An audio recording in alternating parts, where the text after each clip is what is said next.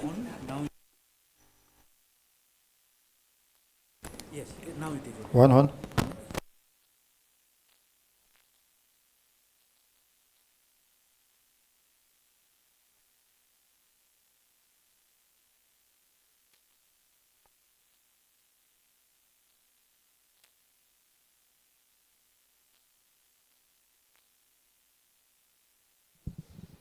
So welcome back. Today's first keynote is from Dr. Stanislav Smyciev. He is a Crypto Pro Deputy CEO, and he has graduated from Lomonosov Moscow State University with honors with a degree in information security. He has got his degrees of PhD in 2012 and Doctor Habilitatus in 2022.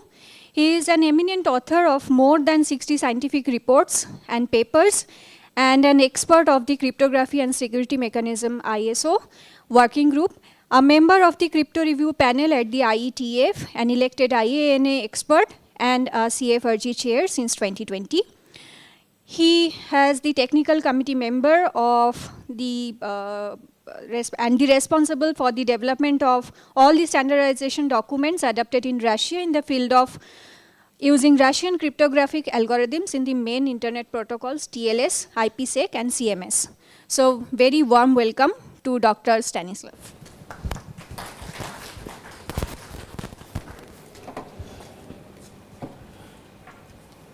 Thank you so much. Good morning, dear colleagues. Namaste. It's my great honor to be here with you. And I'm really happy that we can talk about the most relevant topics on mathematics, computing, and cryptography. My own field of interest in is cryptography, and since I was asked to give a keynote talk, I decided not to give some talk about one specific problem, but rather give an overview, why talk about some directions that can be interesting for you or maybe for your students and your PhD students, which want to select some relevant topics that are really important now and in the future years. So, myself, I am from Moscow State University, and I am leading the company named CryptoPro, which is a scientific company in Russia, which is connected with cryptography, of course. But today I'll talk in another role, in a role of one of the three chairs of CFRG. It's the Crypto Forum Research Group in the IETF. Any engineer who is working with internet protocols, with the internet, is aware of RFCs. RFCs are documents that define everything in the internet. HTTP, TCP, TLS, IPsec, and all other abbreviations for the internet are described in RFCs. So mainly these are the main documents that describe internet. And of course, when we talk about the internet, when we talk about the way it works, security and cryptography is the core of our being able to trust what we see there, what we get there, what we use there. And so the fundamentals of internet is always security and cryptography. And the research group in this internet community, which deals with cryptography, is named CFRG, Crypto Forum Research Group.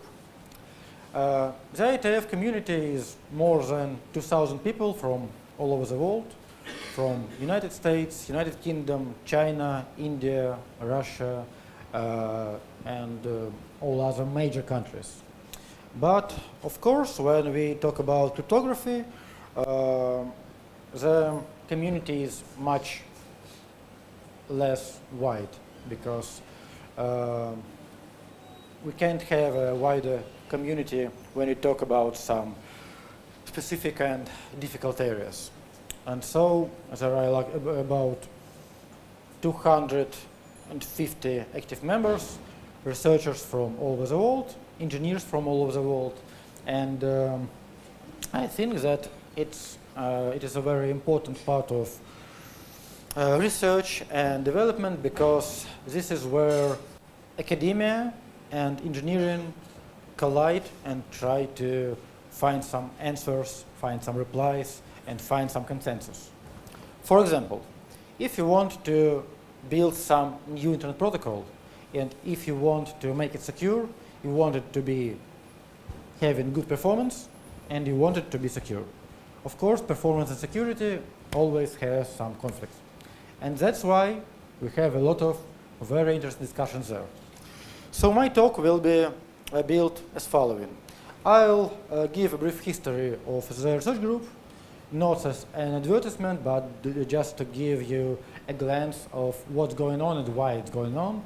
There were some spy stories and I think that can be interesting for you. And then I'll have some overview of activities that are done there. It's a very open group, so everyone can just subscribe to the mailing list and start working there. It's free, it's open, it's public, and it's made so that everyone could participate.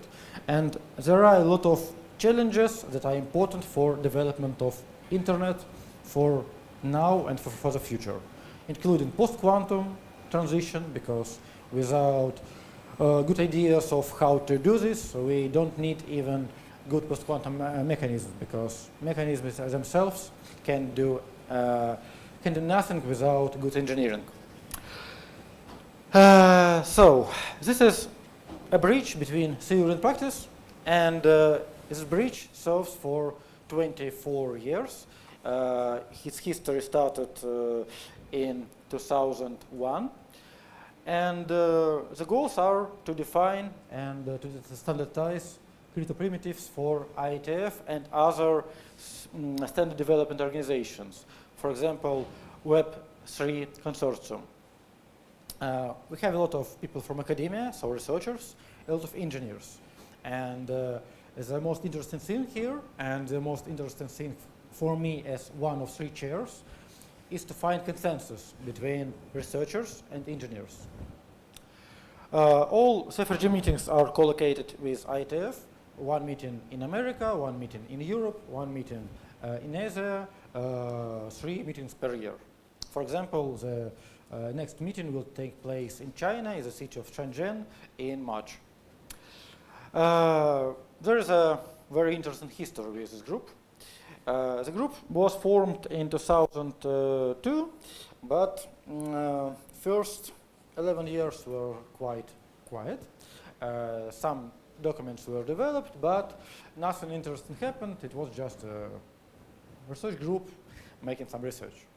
But in 2013, after Edward Snowden's revelations, when the community lost faith in NIST and NSA, American Security Agency, one of the chairs, named Kevin Ego, was requested to be removed because, as some people said in these discussions, the main cryptography research group in the world must not be led by someone connected with NSA.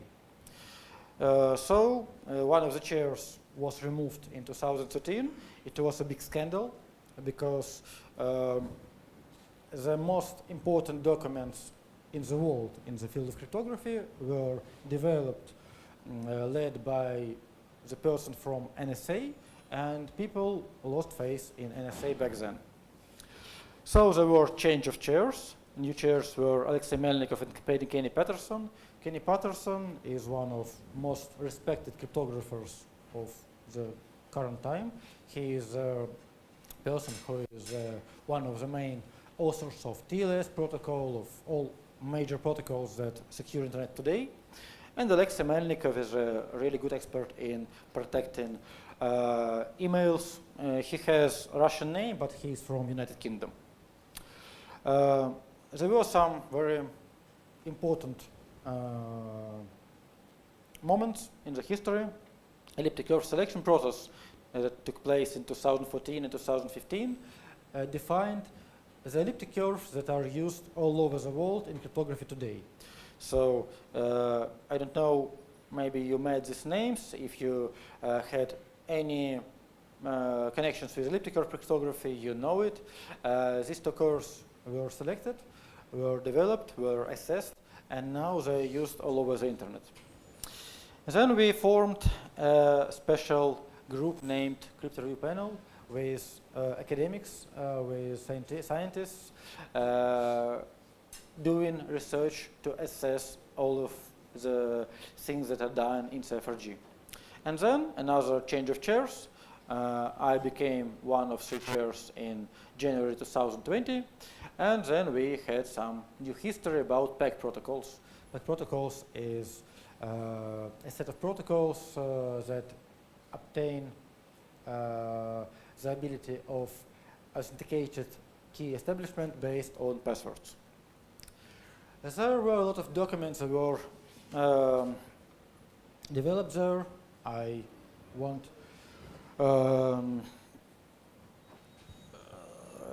speak about all of them because there will be a very long talk, but you can see there that there are some Edwards digital signature algorithms that is used all over the world now, elliptic curve for security, post-quantum hash-based signature schemes, rekeying mechanisms for symmetric keys, which are crucial for limited environments and semi-trusted environments, Argon2, which is used in blockchains and blockchain applications, hybrid public key encryption, which is used everywhere in the internet. And recently we had much more work. So if you look at these 2 slides, this is a work of 10 years, and this is a work of 2 years. And so we have a bunch of new good work. Hash and elliptic curves speak to RSA black signatures, a lot of documents that are needed for security computations, for privacy preserving mechanisms, for post-quantum cryptography are developed there now.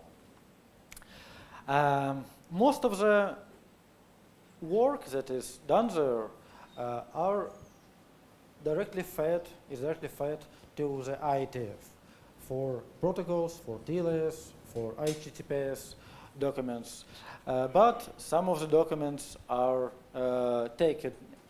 being taken into account for the needs of other working groups and used to build new secure mechanisms, so like a base for new secure mechanisms. Crypto Review Panel is a panel of 9 members, 9 most respected researchers in the field of cryptography of the modern days, from all over the world, from France, from Canada, from the United States, from India, and from Ireland. And if someone wants to join there, please let us know. Of course, there is a big contest, but it's important to have some fresh blood when we want to make it really relevant and good. All of the CFRG work is done together with research. If you look at IACR ePrint, you will find a lot of very important security papers that were started because of CFRG process.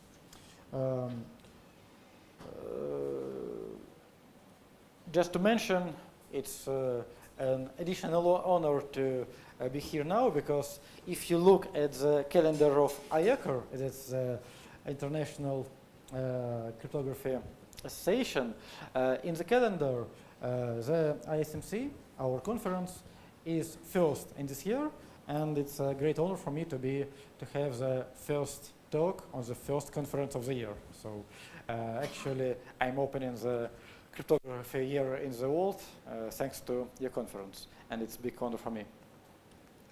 So all the research is made there, and of course pegs, elliptic curves, HPKs, AD modes. If you just search for CFRG, you'll find about 30 documents, and there are results of those research.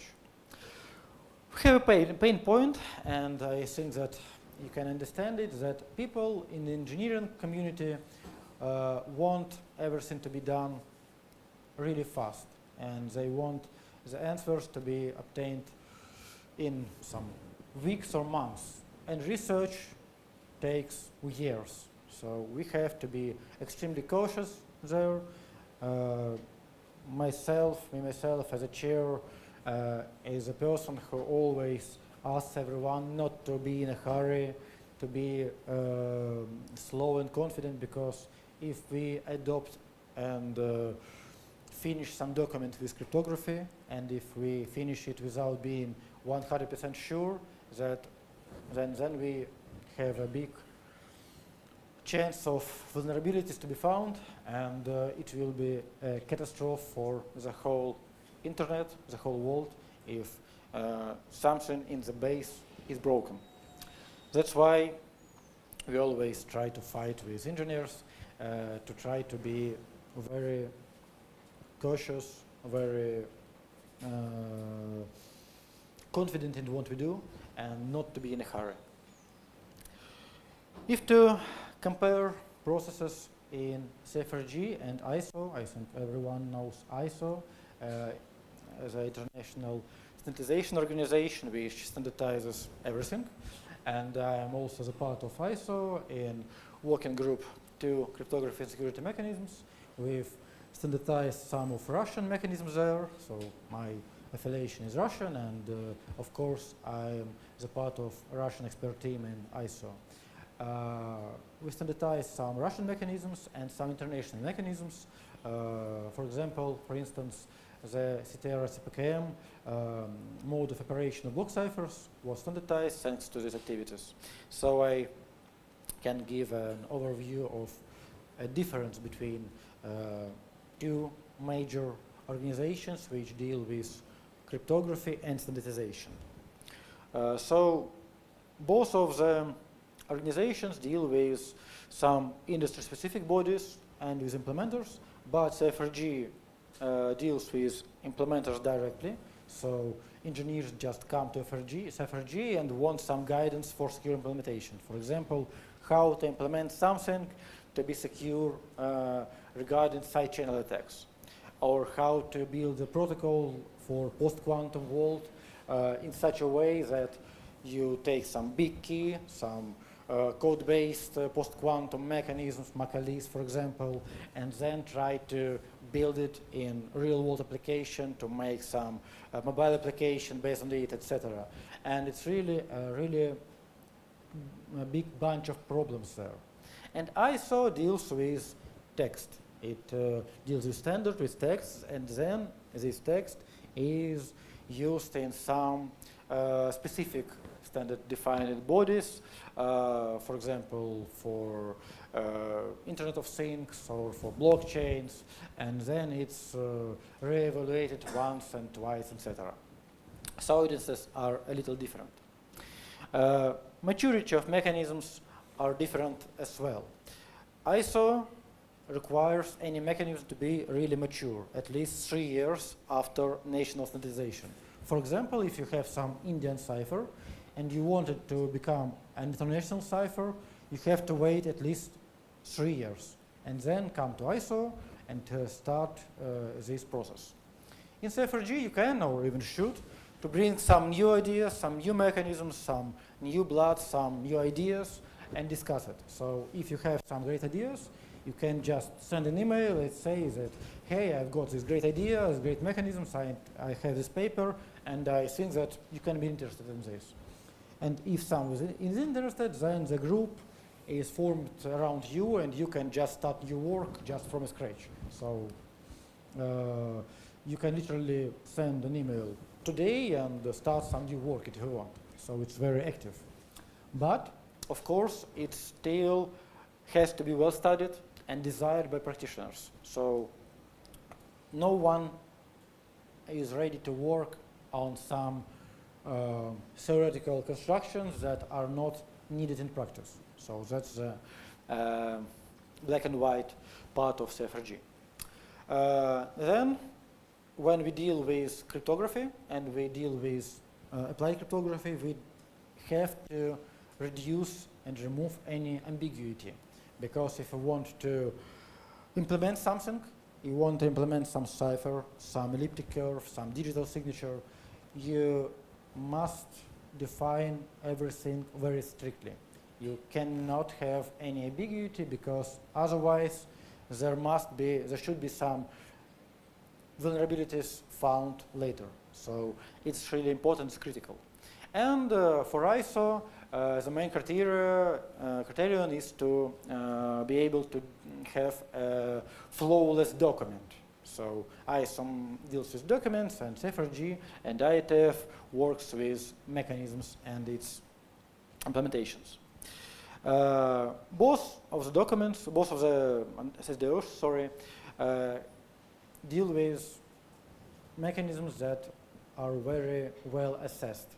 So security papers, research published in respected journals are necessary if you want your mechanism to be standardized anywhere, in ISO or in CFRG. And it always has to contain all necessary information that is needed for your mechanisms to be implemented or applied in the real world, in the real world constructions. I'll provide some examples of the medium-term work which is done there.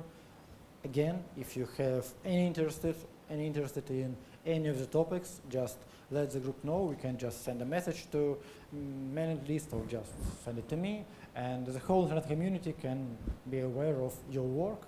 And it's a good way for anyone to start your way in international community if you want. And I know that a lot of people in Google, in Apple, in major companies started just by one email to the CFRG thread. Some documents that are completed but are still interesting are there on the slide. First of the documents in the slide is implementation guidance for RSA, and it could be confusing. RSA is a very old standard. Why the implementation guidance is needed now? The issue is that after so many years of developing and studying of implementation of RSA, a lot of glitches and vulnerabilities in implementations were found. And that's why the guidance of how to implement this correctly and securely is needed by a lot of implementers all over the world, for OpenSSL, for defense applications, of course. And the RSA is still used in a lot of places. I know that it's widely used in India as well. And so we have this document to be prepared by some enthusiasts from Google. AED mechanisms is a set of mechanisms for authenticated encryption, and it's the base of securing information in internet, like for HTTPS protocol. CPACE is a result of competition which we held about 3 years ago. We had 8 competitors and only 2 winners, and CPACE is one of the 2 winners. Hybrid post-quantum transition key encapsulation mechanisms. This is a very relevant topic. I think that everyone who deals with cryptography today is aware of a problem of transitioning from pre-quantum to post-quantum cryptography. If we are afraid of a large, full-scale quantum computer to be made, we need to have this process of transition to post-quantum cryptography, but we have a problem. If we have some post-quantum mechanism and it's not as mature as classical, for example, elliptic curve-based cryptography, we cannot be as sure in its security as in our classical mechanisms. And it would be very silly to rely on a mechanism which can be broken by classical computer. That's why some countries, including United States, Germany, United States, United Kingdom, not Germany, Russia, are thinking about post-quantum transition in a very conservative way. In a way, when we are trying to focus on based on two algorithms, classical and some post-quantum. So make two mechanisms work, combine it into one key, and use this key. And make the mechanism in a way that if at least one of two mechanisms, pre-quantum or post-quantum, is secure, then the key will be secured. In fact, current Google Chrome browsers are working in this way. So if you use Google Chrome and it's in a dated version, or Safari in your iPhone, and you access the internet, then in a lot of scenarios, including Facebook, including Google, you will be using one of these mechanisms because they are used in TLS 1.3 now. But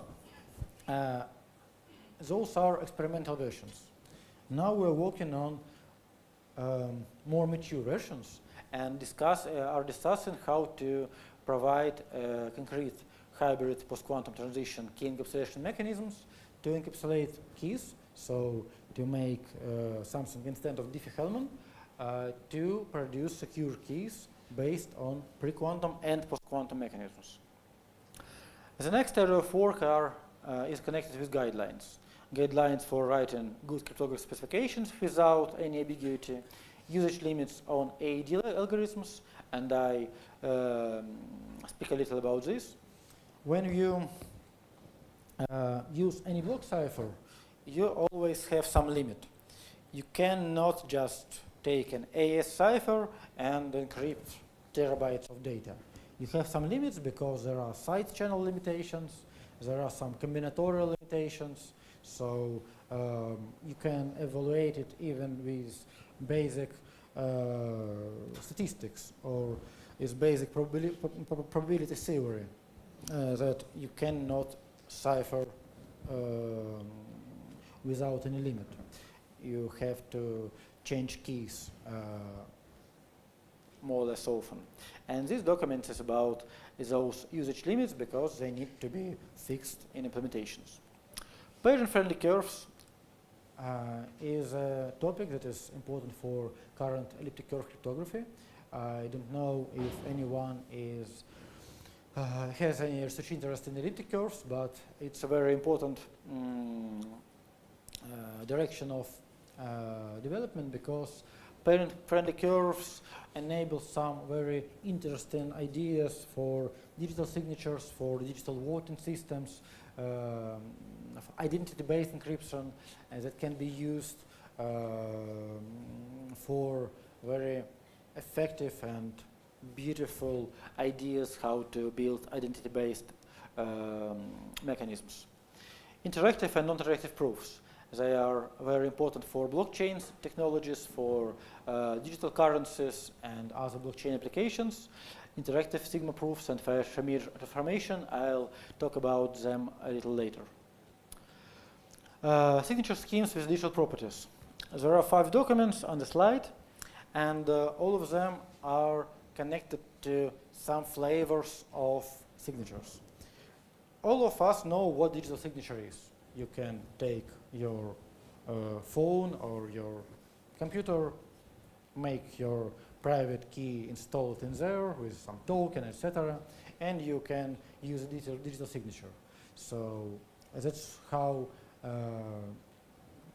digital documents are used all over the world. But if you use classical digital signature, you have one key, one signature, and no specific properties.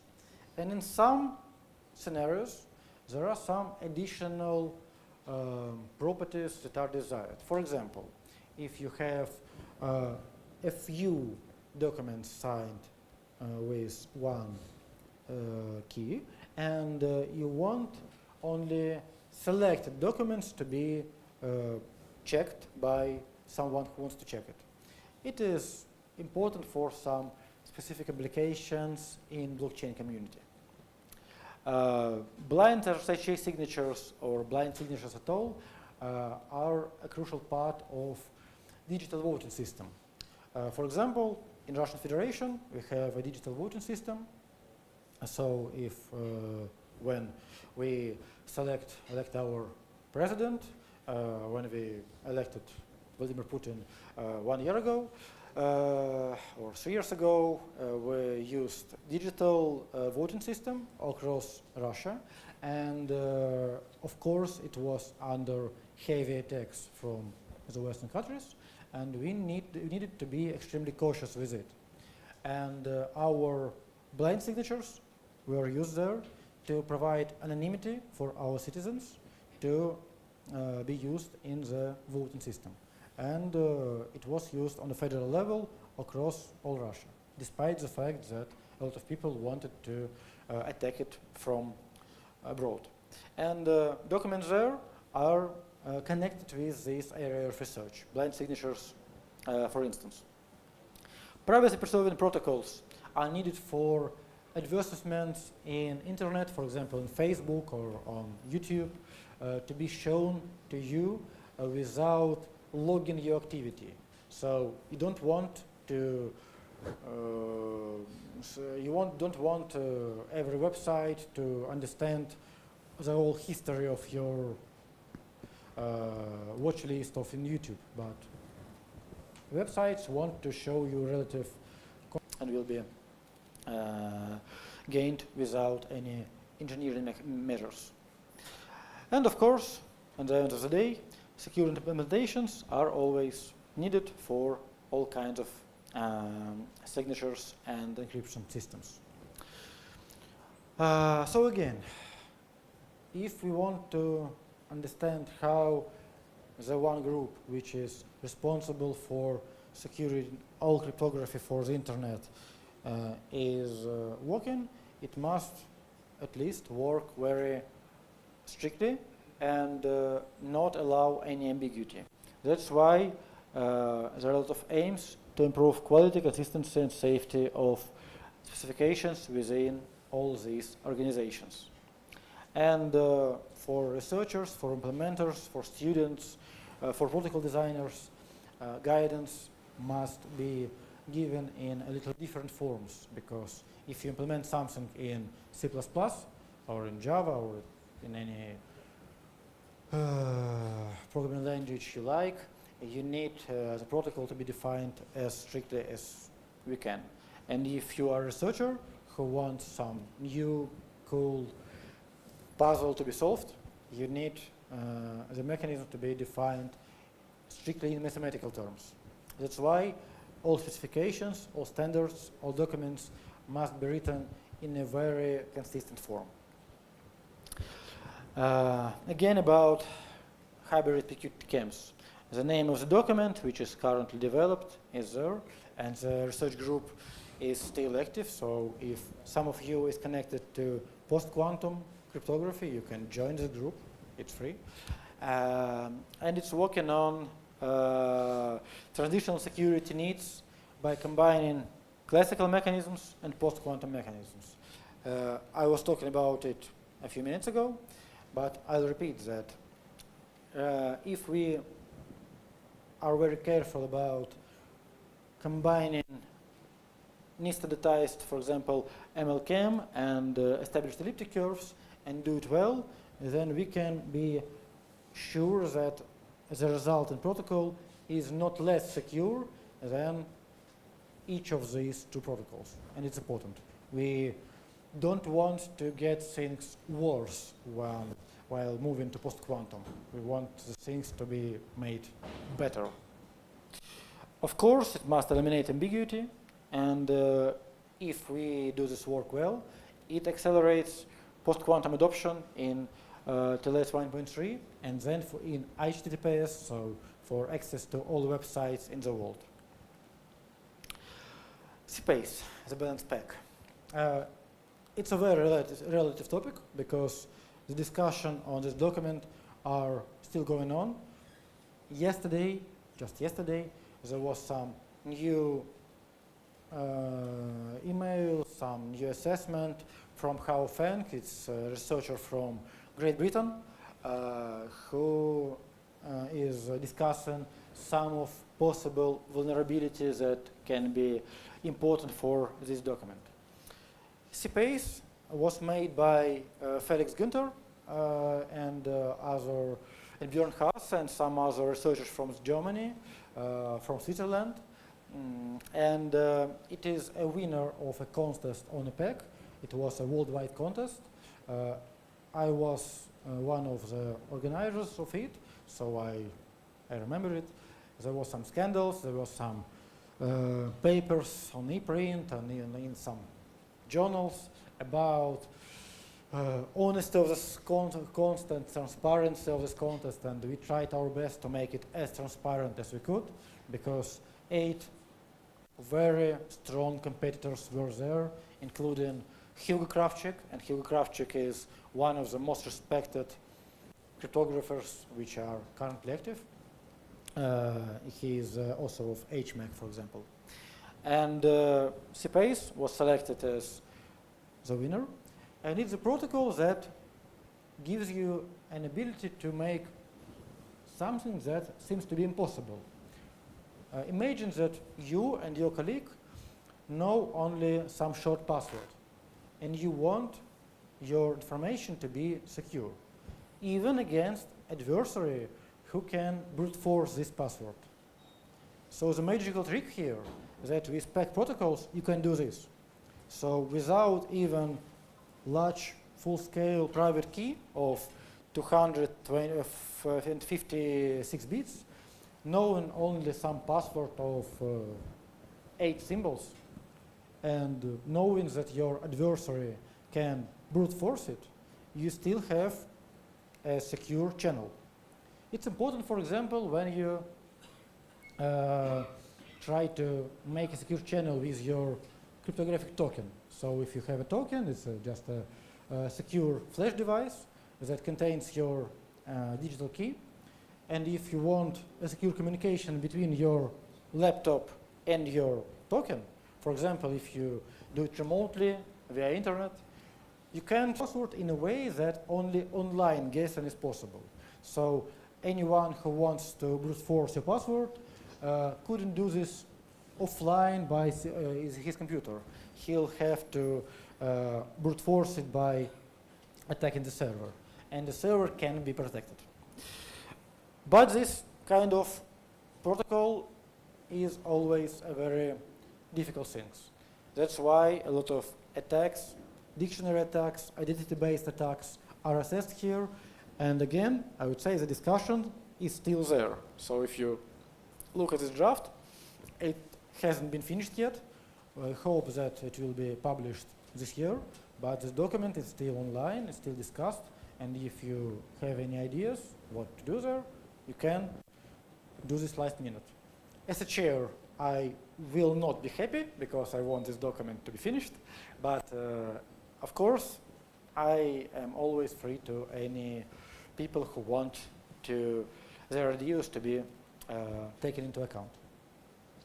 Sigma protocols. I think that everyone who deals with blockchains know that zero knowledge proofs, ZKPs, are used there. Those are proofs of possessing something without revealing this something. And they are important for NFT tokens. They are crucial for all artificial intelligence, so for AI applications, because we can't provide any way to make computation secure without zero knowledge proof. And Sigma protocols are the core of all modern zero knowledge proof protocols. So this document defines the proofs, the building blocks, the interactive proofs, and the document is very active now. And of course, I think that the authors will be happy for any help if you want it. Can I ask any? Sure. Yeah. So you're talking about zero knowledge. So have you been able to embed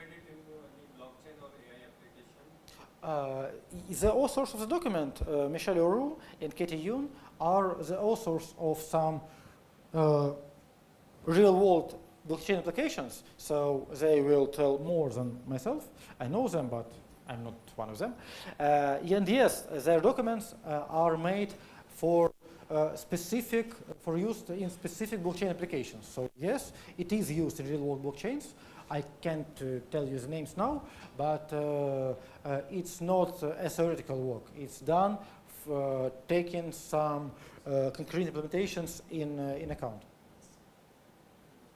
So if you want, I'm more than happy to connect you with them, and I'm saying that they will be happy to tell more about this work because they want this base to be. So the mathematics inside the protocols could be made in a way that it would prevent any unwanted access to information. And Fiat-Shamir transformation, it's a very well-known transformation from an ancient times, from 1970s, when the interactive protocols were firstly converted into non-interactive protocols. So if you have some interactive protocol of Alice and Bob who want to communicate in a way, and Alice wants to prove something to Bob, then Fiat-Shamir transformation can help you to make it in a non-interactive, so that Alice can prove something to Bob even without online communication with Bob. To be honest, it's the main transformation which was used in first digital signature schemes. All digital signature schemes that we know now are based on few ideas, and one of them is a Fiat-Shamir transformation of some authentication protocols. But the construction is old and ancient, I would say, but the devil is always in the details in security. That's why some new constructions, like a secure duplex sponge construction, are implemented there now to prevent some specific attacks on these constructions.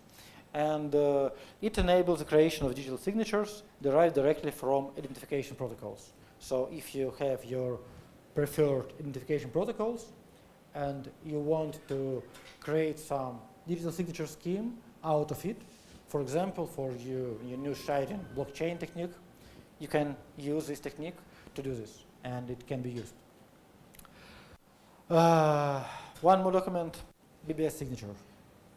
It's a very interesting kind of document because it provides you an ability to sign a vector, so a number of discrete and independent messages in a way that the holder can selectively disclose what to show and what not to show to verifier. So the verifier can ask the signer to show the proof for some of these signatures. It can be used when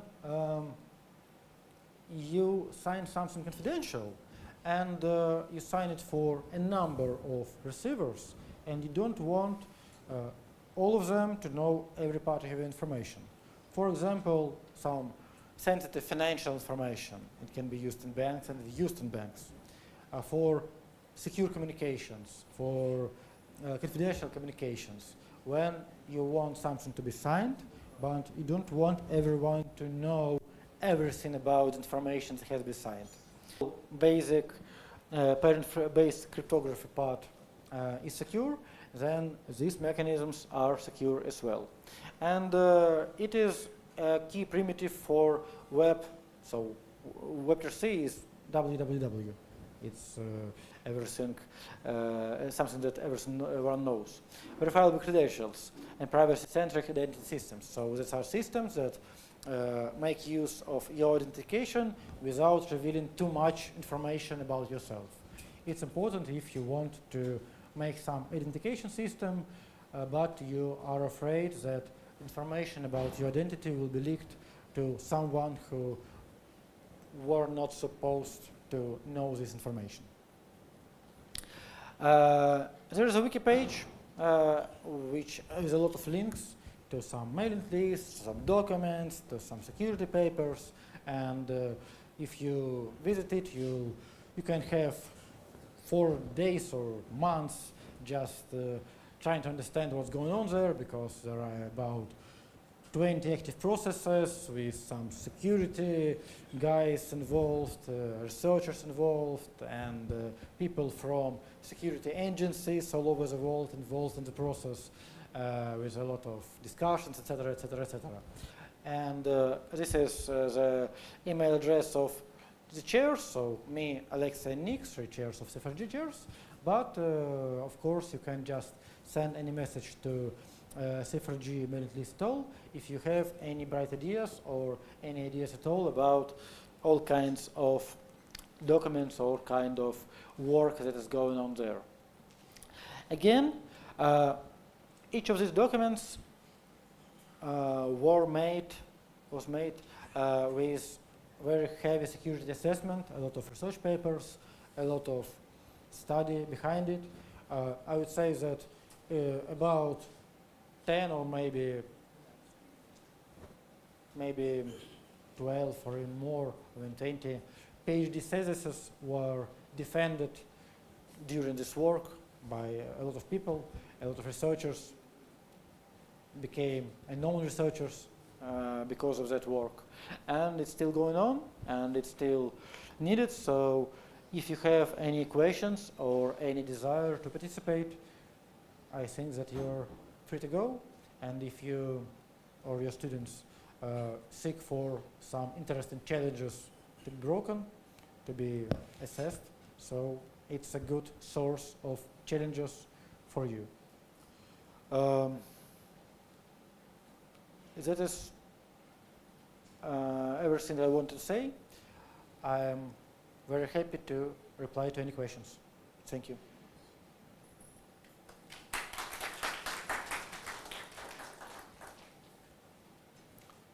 Any questions, comments? Any questions from the participants? So the same question again. So if your team has any concrete plan for embedding this zero knowledge thing in ML or blockchain, so I would like to explore more, or maybe I would be interested in some collaboration if it is Sure, possible. sure. It is possible, and I'll be more than happy then to communicate you with both authors and be involved myself, because yes, there is a plan, and there is a specific plan in specific applications. I am not sure about the existing implementations now, but there is definitely a plan, because the document was started because of some requests from real-world applications. I would say more that a lot of this work was started because of the need of the applications. For example, just a simple scenario. If you want your favorite digital signature system be implemented on your mobile phone, and you understand that your mobile phone is lying somewhere, for example, even now my phone is here and I'm here, and it can be stolen or at least attacked, and you still want it to be implemented there. You work in semi-trusted environment, so you need some new, shining, good, great crypto protocols. Then you dive deeper and understand that there is no protocols like this in the world, and you try to develop them. Then you understand that you want some distributed signature system for two persons, one on the client, second on the server, and it must work in a real-world application, etc. And then I dive deeper and then end with making some new document in CFRG. That's what's happened about Sigma proofs and with Phi-Tramier transformation, because those people, Mikhail Oru and Katie Yoon, started with real-world blockchain application and with their ML system, and understood that they don't have the necessary base for it, and this base needs to be developed. So this work was initiated, taken into account the necessary of the plan to use it in the future. So yes, the plan is, and of course, please feel free to send me an email, and I'll be happy to connect you with them. We are already having some good collaboration with Russia, so. Okay. They are not from Russia. They are from they're from some other countries. So all of the people there are not from Russia. They are all over the world. But one of them, I think, is from France. I would say, but they are free to communicate. And if there are some blocks and walls, they would say, this is a technical community, so politics affected less than any community. For example, it would be very difficult for me, having Russian affiliation, to be a co-chair of worldwide working research group now because of all the sanctions on the history.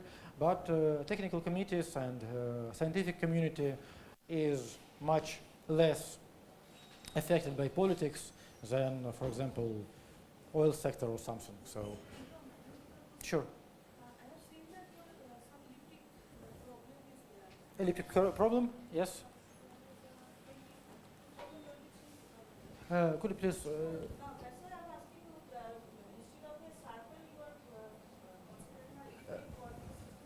I do have a microphone, maybe, because thank you. Unfortunately, I can't hear the question. No, you can use this. No, I just saw your some of your paper. Sorry.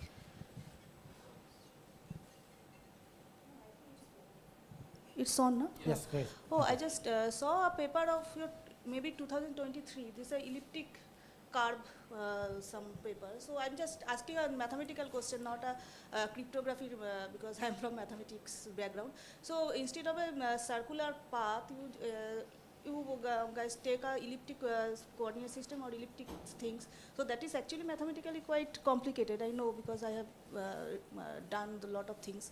So Yes. it is also a very useful tool if we consider a circle to ellipse. That's why.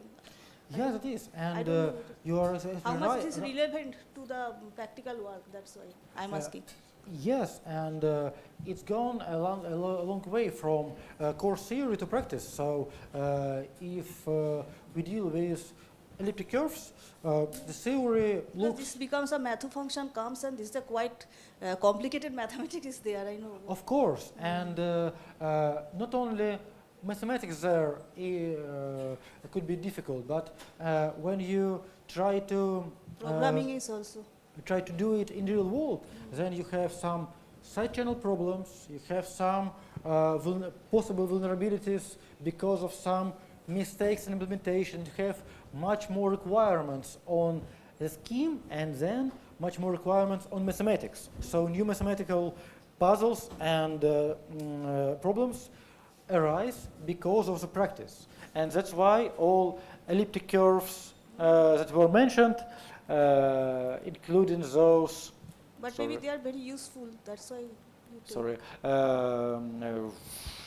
Yes. Yes, yes, that's. Starting from this document, document was the first one. Comes for security. That's But all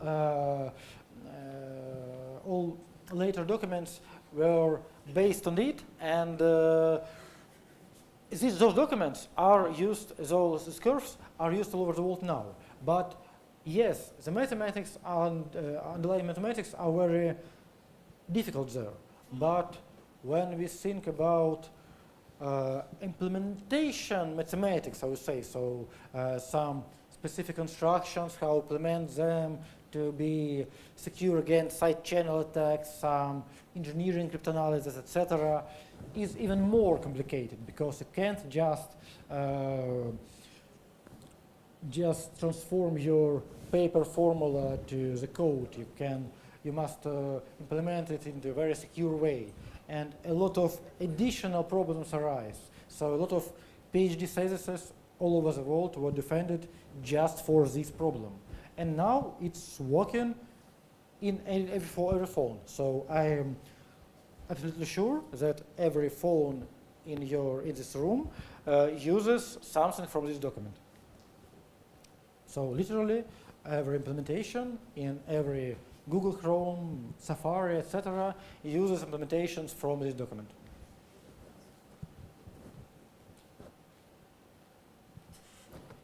Any other questions, comments?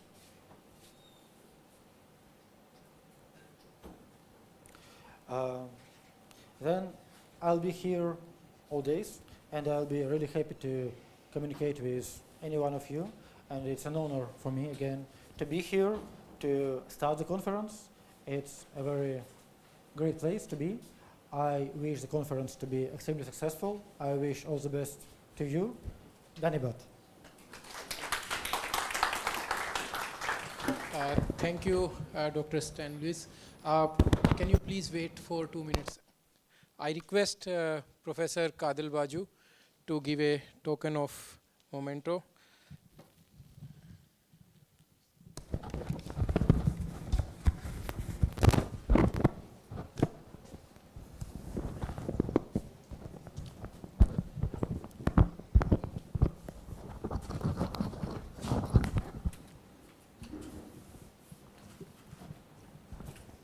Oh.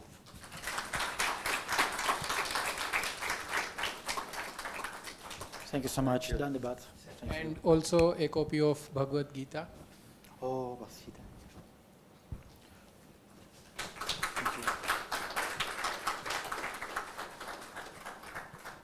Thank you so much. Thank Thank you. Thank you so much. So much. Thank you so Very much. good talk. Thank you so much. Thank you so much. Thank you, sir. So now, Thank you so much. Thank you. Now we'll continue with our parallel sessions. One session, session number 1 will be here, and session number 2 will be in lecture hall 19, which is just above, LT 17, okay, which is just adjacent. So those authors who have their papers in technical session number 2, they can proceed to lecture hall 17, and others can stay here, and whoever wish to listen to whichever paper, they can choose to stay in one of the lecture halls. After the sessions, we'll go for lunch in guest house. So if you need any directions for guest house, the volunteers can help you.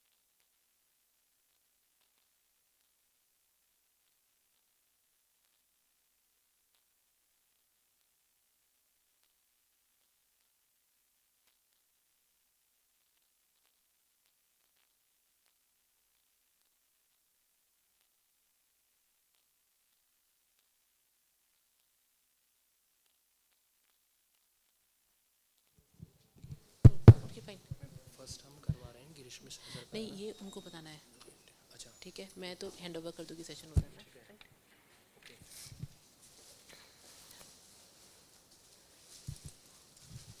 Okay. Good afternoon, everyone. I warmly welcome you all this session on blockchain technology, the very first session, and it gives me a great pleasure to inform you that this session will be chaired by Dr. Muhammad Imran Alam. Though Dr. Muhammad Imran Alam is currently an assistant professor in the Department of Mathematics at the LNM Institute of Information Technology, Jaipur.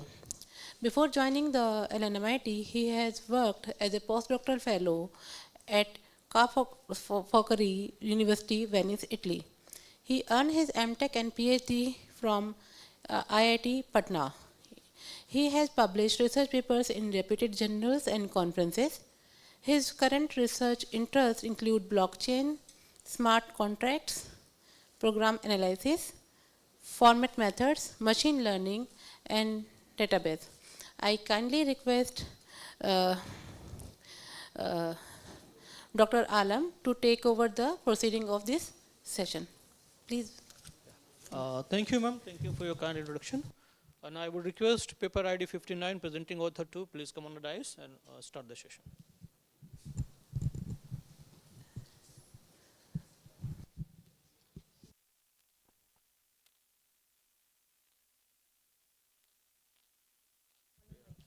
Hello.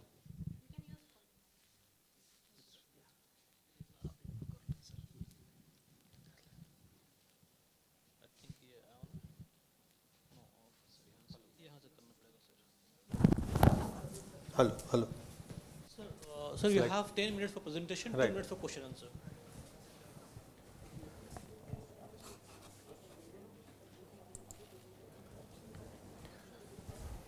So, good morning to all of you, and thank you very much for giving me this opportunity to present our work in this conference. So, this work has been done by these three people. I was just supervising it, so somehow they could not be able to come here. So, I am presenting their work. There may be some gaps, but I just supervise, so I can tell you what they have done. I know about the soul of this work. So, the title of the talk is Design and Implementation of a Cryptocurrency Transaction Monitoring System. So, the thing was that as you might be knowing that Ministry of Home Affairs is taking some cyber commando courses all over India. There are 15 centers. So, we went there to train those people and we felt there some cryptocurrency monitoring tools are required. Although those are there in the market, but they are very costly and it is to be customized for our purpose. Based on that, this work was done. So, this is the table of contents that I am going to present. So, objective of this paper is that decentralized pseudonymous transactions that is happening in cryptocurrencies, and as you know, there is no central authority for monitoring, and there are multiple chains in cryptocurrency transactions. So, we will be looking at those cross-chain transfers and DeFi protocols, and there are some things that are additionally done to hide all the transactions from governments and those police forces. So, those techniques are used. So, how we can go to identify those transactions that it is coming from which source, that we have taken, and there are some failures in traditional models. So, whether we are able to resolve that or not. So, as you know that this blockchain is a distributed immutable ledger. It is distributed immutable. Once a transaction is entered there, it cannot be modified in future. No, in future it cannot be modified because that ledger is with multiple peoples, and modifying any entry would do all modifications further that will be visible to all stakeholders. So, it cannot be done, and each computer node is holding a copy of the ledger.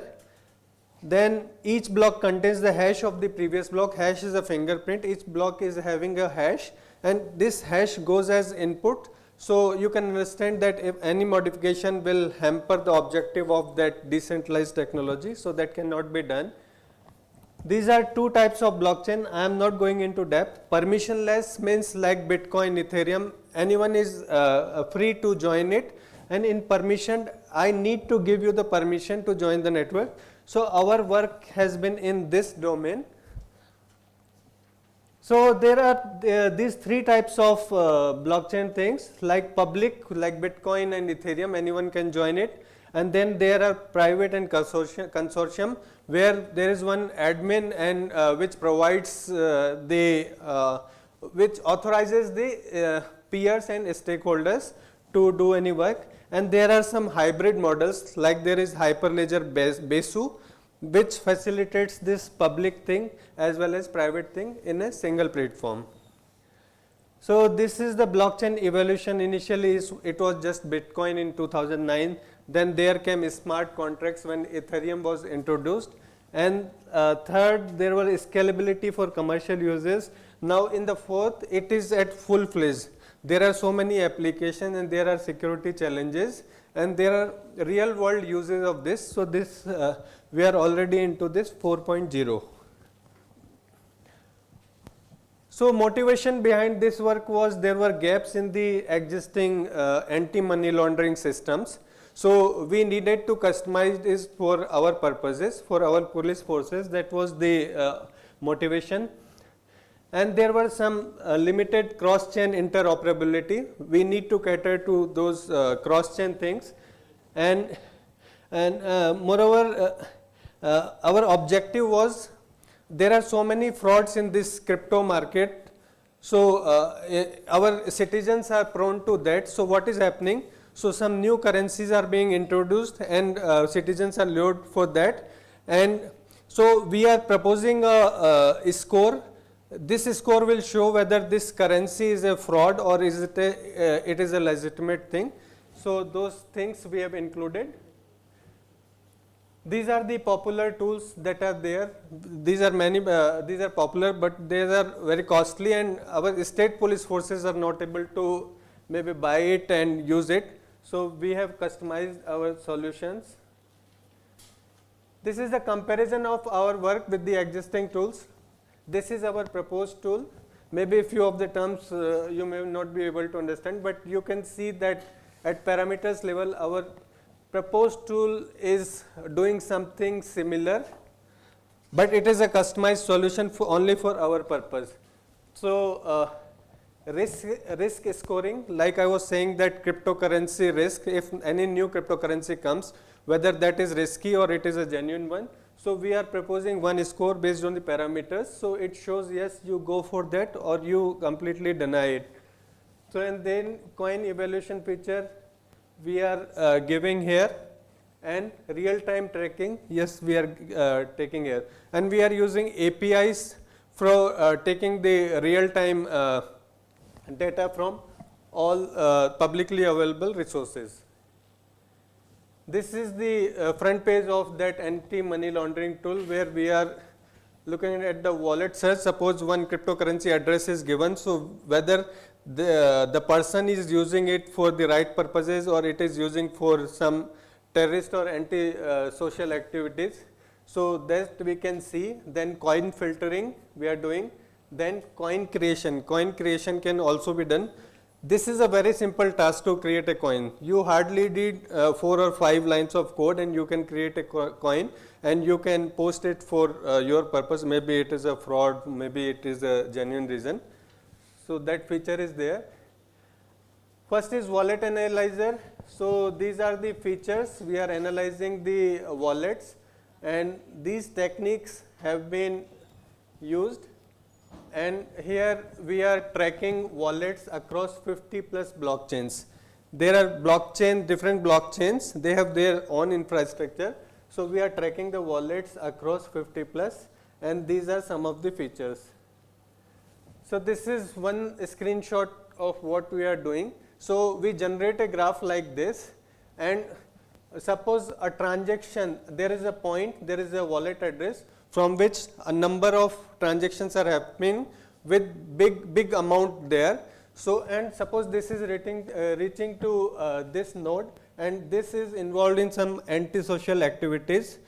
So what we go here, then we go here. So that way we are able to get the person behind those criminal activities. Then coin analyzer, whether a newly introduced coin is genuine or it is a fraud, so that we are doing. So this is all.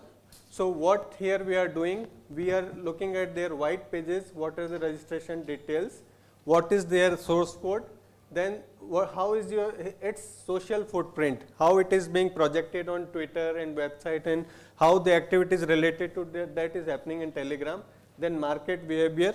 Generally in market behavior, that graph of transactions suddenly goes down.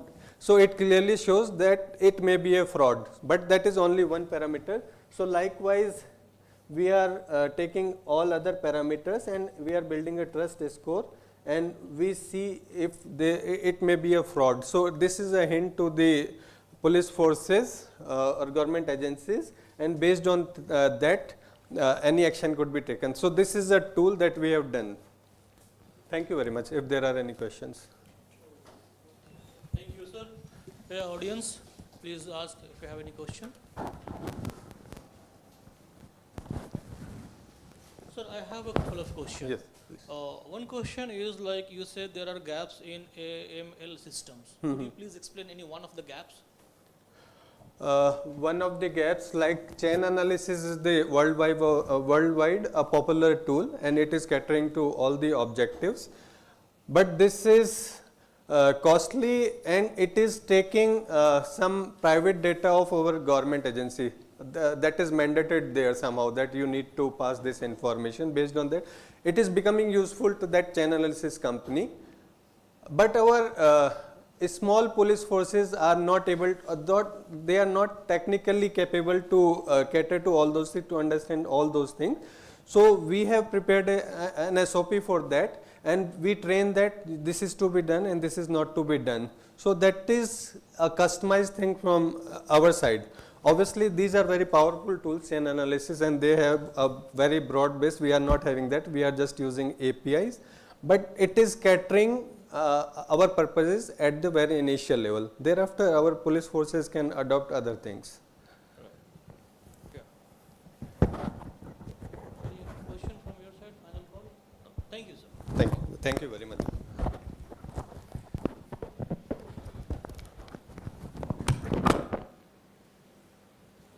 we have a participation certificate for you, but we'll give you at the end, so I can give you.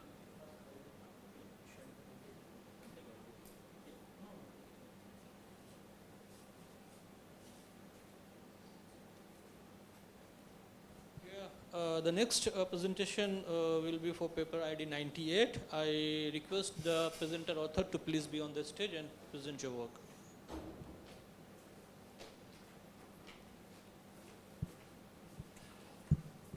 I think your paper is there, right? One of your name is here. Close notice. Paper ID it is here. So sir, we have 10 minutes, right? Should I say?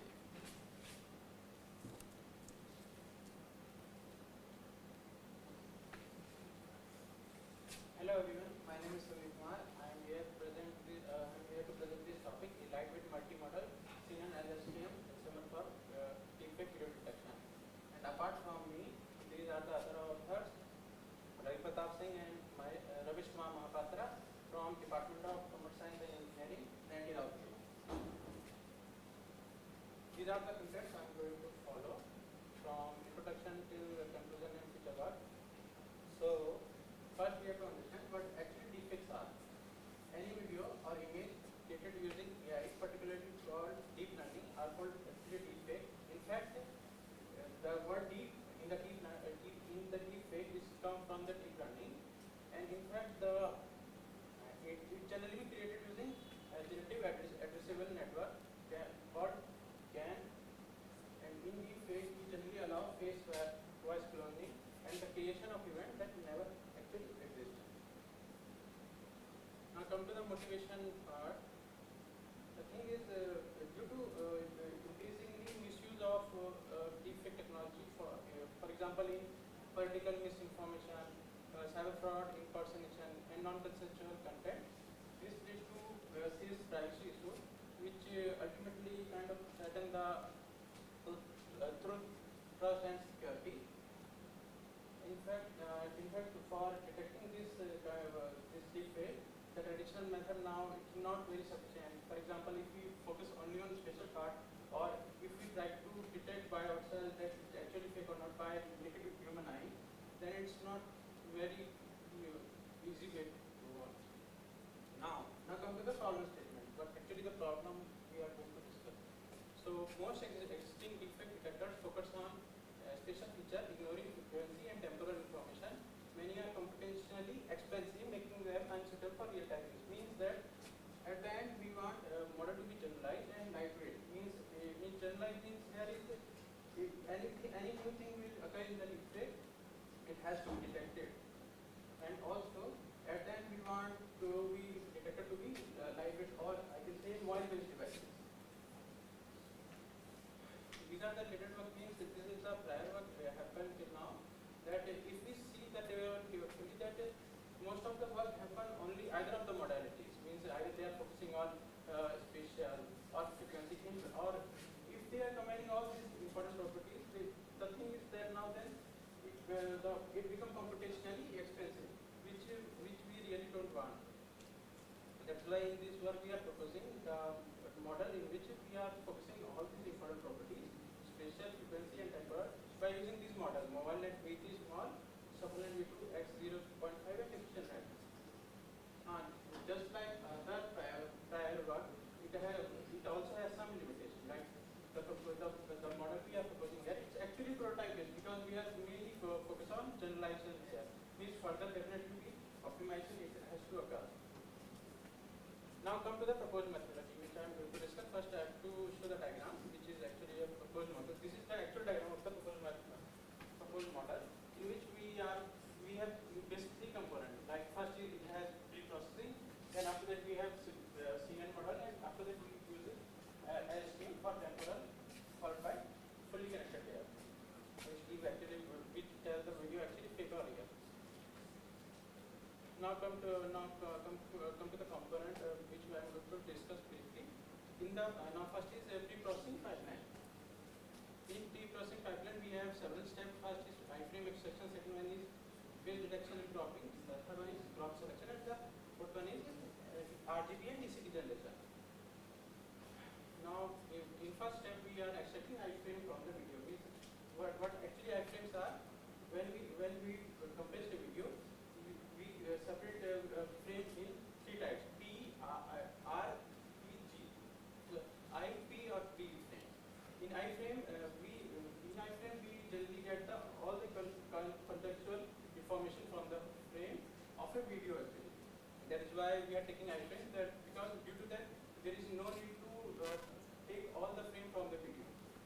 And also we are maintaining a temporal window of size 2. Means that from each iframe we are taking two frame before that frame iframe and 2 frame after the iframe. Due to that the temporal continuity is there for this video continue for the video. So now come to the phase detection and cropping. Means that after extracting iframe, we then detect the phase and crop that phase, and we decide according to the model input we are going to have input. After we are this input when we are passing to the passing to the model, which is the 299 cross 299 for inform input. Then after the crops in the crop selection we take total of phase crop image of size P35. Means for a video we are taking total number of 35 phase crop images, and how we come to that by actually experimenting by brute force only. Means first we take T equal to 20, then we take T equal to 30, then we like that. We come across that T equal to 25 is the optimal value for the checking video is actually fake or real. Then we have you can see there in the diagram I will show you. You can see that this is after total number of 35 video we are taking for any video. One image representing a batch set. Means for any batch we are taking one video here. Then after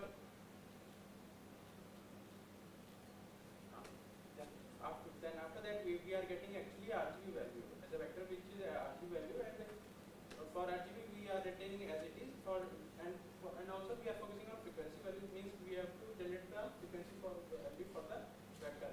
For that we are using discrete transform, and for that first we have to convert this RGB value to the gauge scale, and which is now become 2D vector, and then we pass to the DCT transform which will give the value of the frequency value.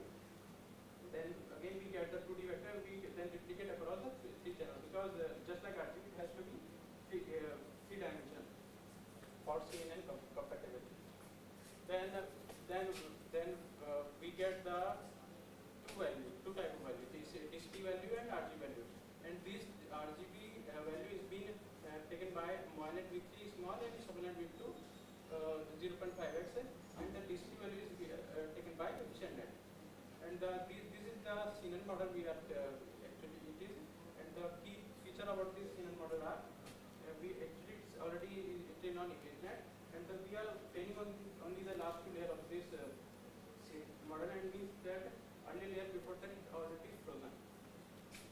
So yeah, so when we pass the RGB value to the moinet and shufflenet, we get the vector F1, F2, and by DCT we get the vector F3. Then all these vector F1, F2, F3 we concatenate and use the dropout net which we give new vector Fuse. Then again we reset to the B cross T cross B, because it is compatible to the LSTM. We are going this value to the LSTM. Here B is the batch size, T is the number of phase crop images, and D is the dimension of the fuse. That's right. And now then this value is being passed to the temporal classifier, means using LSTM which has a property which is a bidirectional 2-layer LSTM which has instance size of 128 per direction and has a property of dropout 0.3, which when we pass that B cross T, when we pass B cross T cross D to the LSTM, then this then LSTM give output which is B cross T cross 256. How it is 256? Because it will be multiplied to the 128 because of the per direction, and then we again reset to that B cross 256, and again then we use dropout and then we pass to the fully connected layer which give the result B cross T. Here we are using the batch size equal to 1. That is why we can say in a 1D vector we will get which give result actually tell us that actually video is fake or real. Here the for loss we use cross entropy, optimally we use Adam optimizer.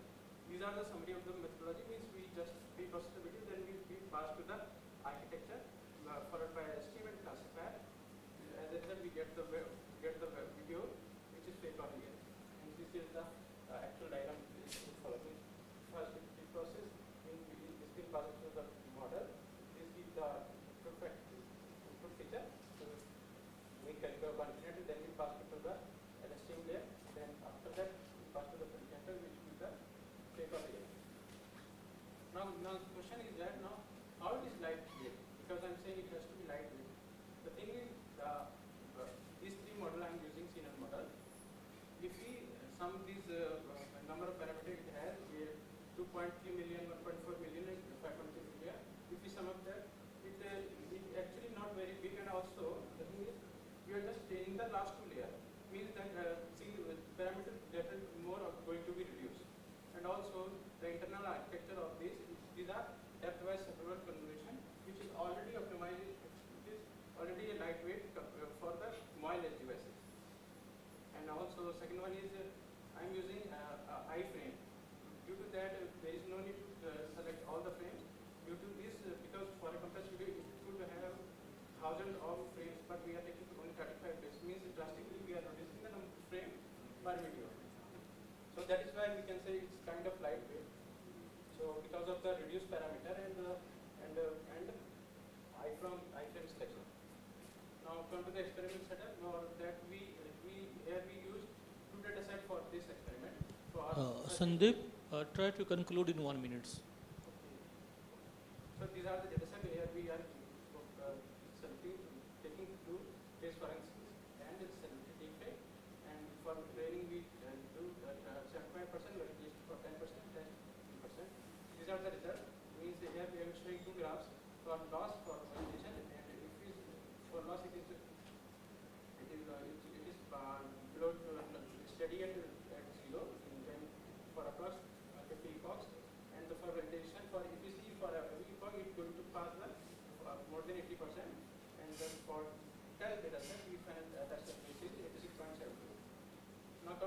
fusion and feature work.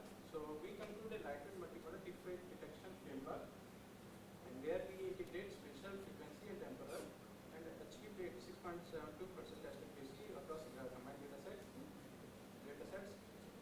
and kind of we generalize that, try to generalize that thing because we kind of prototype like said earlier. So in the feature work, we can incorporate audio and psychological signal for richer multimodal fusion, and explore transformer-based temporal model for enhanced sequential learning, extend to it in the wild testnet for real world evaluation, optimized for hardware inventory and real-time deployment. These are the references which will follow the research. Thank you.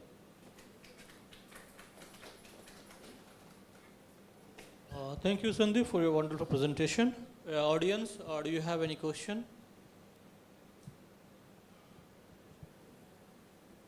I have a few questions. Sandeep, you mentioned you have chosen crop selection up to 35 faces something. Why this number is like important? Sir, actually we do it in a brute force way. Must be done with 20 frames, then we do 25 frames, then 30, then 35 So frames. this is with respect to computational cost or something else? Sir, because I am taking benefit from the iframes actually. Okay. Because because I am kind of taking advantage of the iframe, because during compression it's been divided into IPG and iframe as the property to give the complete information of video generally. Because here I am focusing on phase actually. Means we are taking a video, mainly our focus on phase. That's why iframe is kind of beneficial. That's why we come down to this value t equal to 55. So if it is 30, then what you are going to lose? If it is usually 30? Maybe playing, maybe models do not able to play well. Maybe we give data to the new video, it not very much efficiently. It will tell us that video is fake or real. So it means it was affecting your accuracy rate. For this data set, for t equal to 20, 35 compared to the 35 was best. Other question, why you have gone for the by LSTM? Do you have better model also? Have you tried it? Actually, it's actually kind of everything is experimental based. For me, it's a time. It's much time during the test. And also, it is very final exam is going to come. So I come for in starting, I was not able to get 80% accuracy first of all. But accidentally, kind of it is accidental by taking 2 layer LSTM, I got it. All right. Thank you. Thank you. So any question? Yeah. Thank you.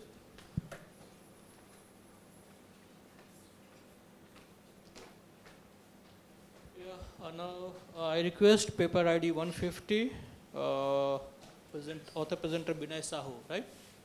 Yeah, please come on the stage and start your work.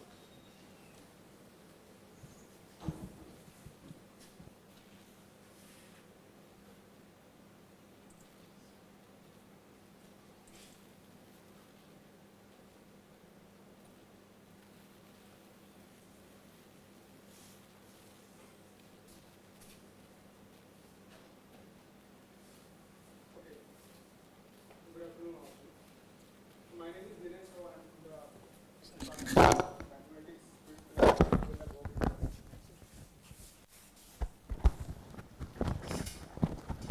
it is not.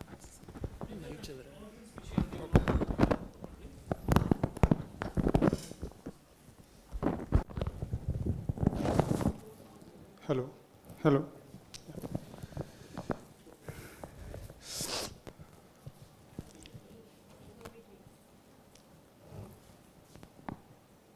Okay. My name is Binay Sahu. I'm from the Department of Mathematics, BITS Pilani Kekevilla Goa campus. So my work is on hypersingular integral equations, and the topic's name is a numerical approach for solving hypersingular integral equation using Chebyshev expansion. So this is my outline of the talk. So first I'll introduce what are the hypersingular integral equation, then I'll give some of the contributions of the previous work, and then I'll give some motivation that why we are doing this hypersingular integral equation, and further we will see that whether there is existence and uniqueness and the stability of the problem, then we will go for the numerical simulations and some examples and further references.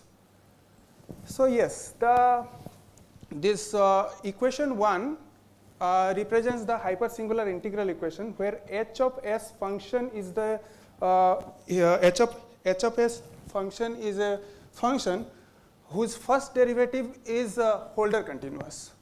So here in case of hypersingular integral equation, you can see that x is the singularity here, which lies between -1 to 1, and here m of x is the load function here.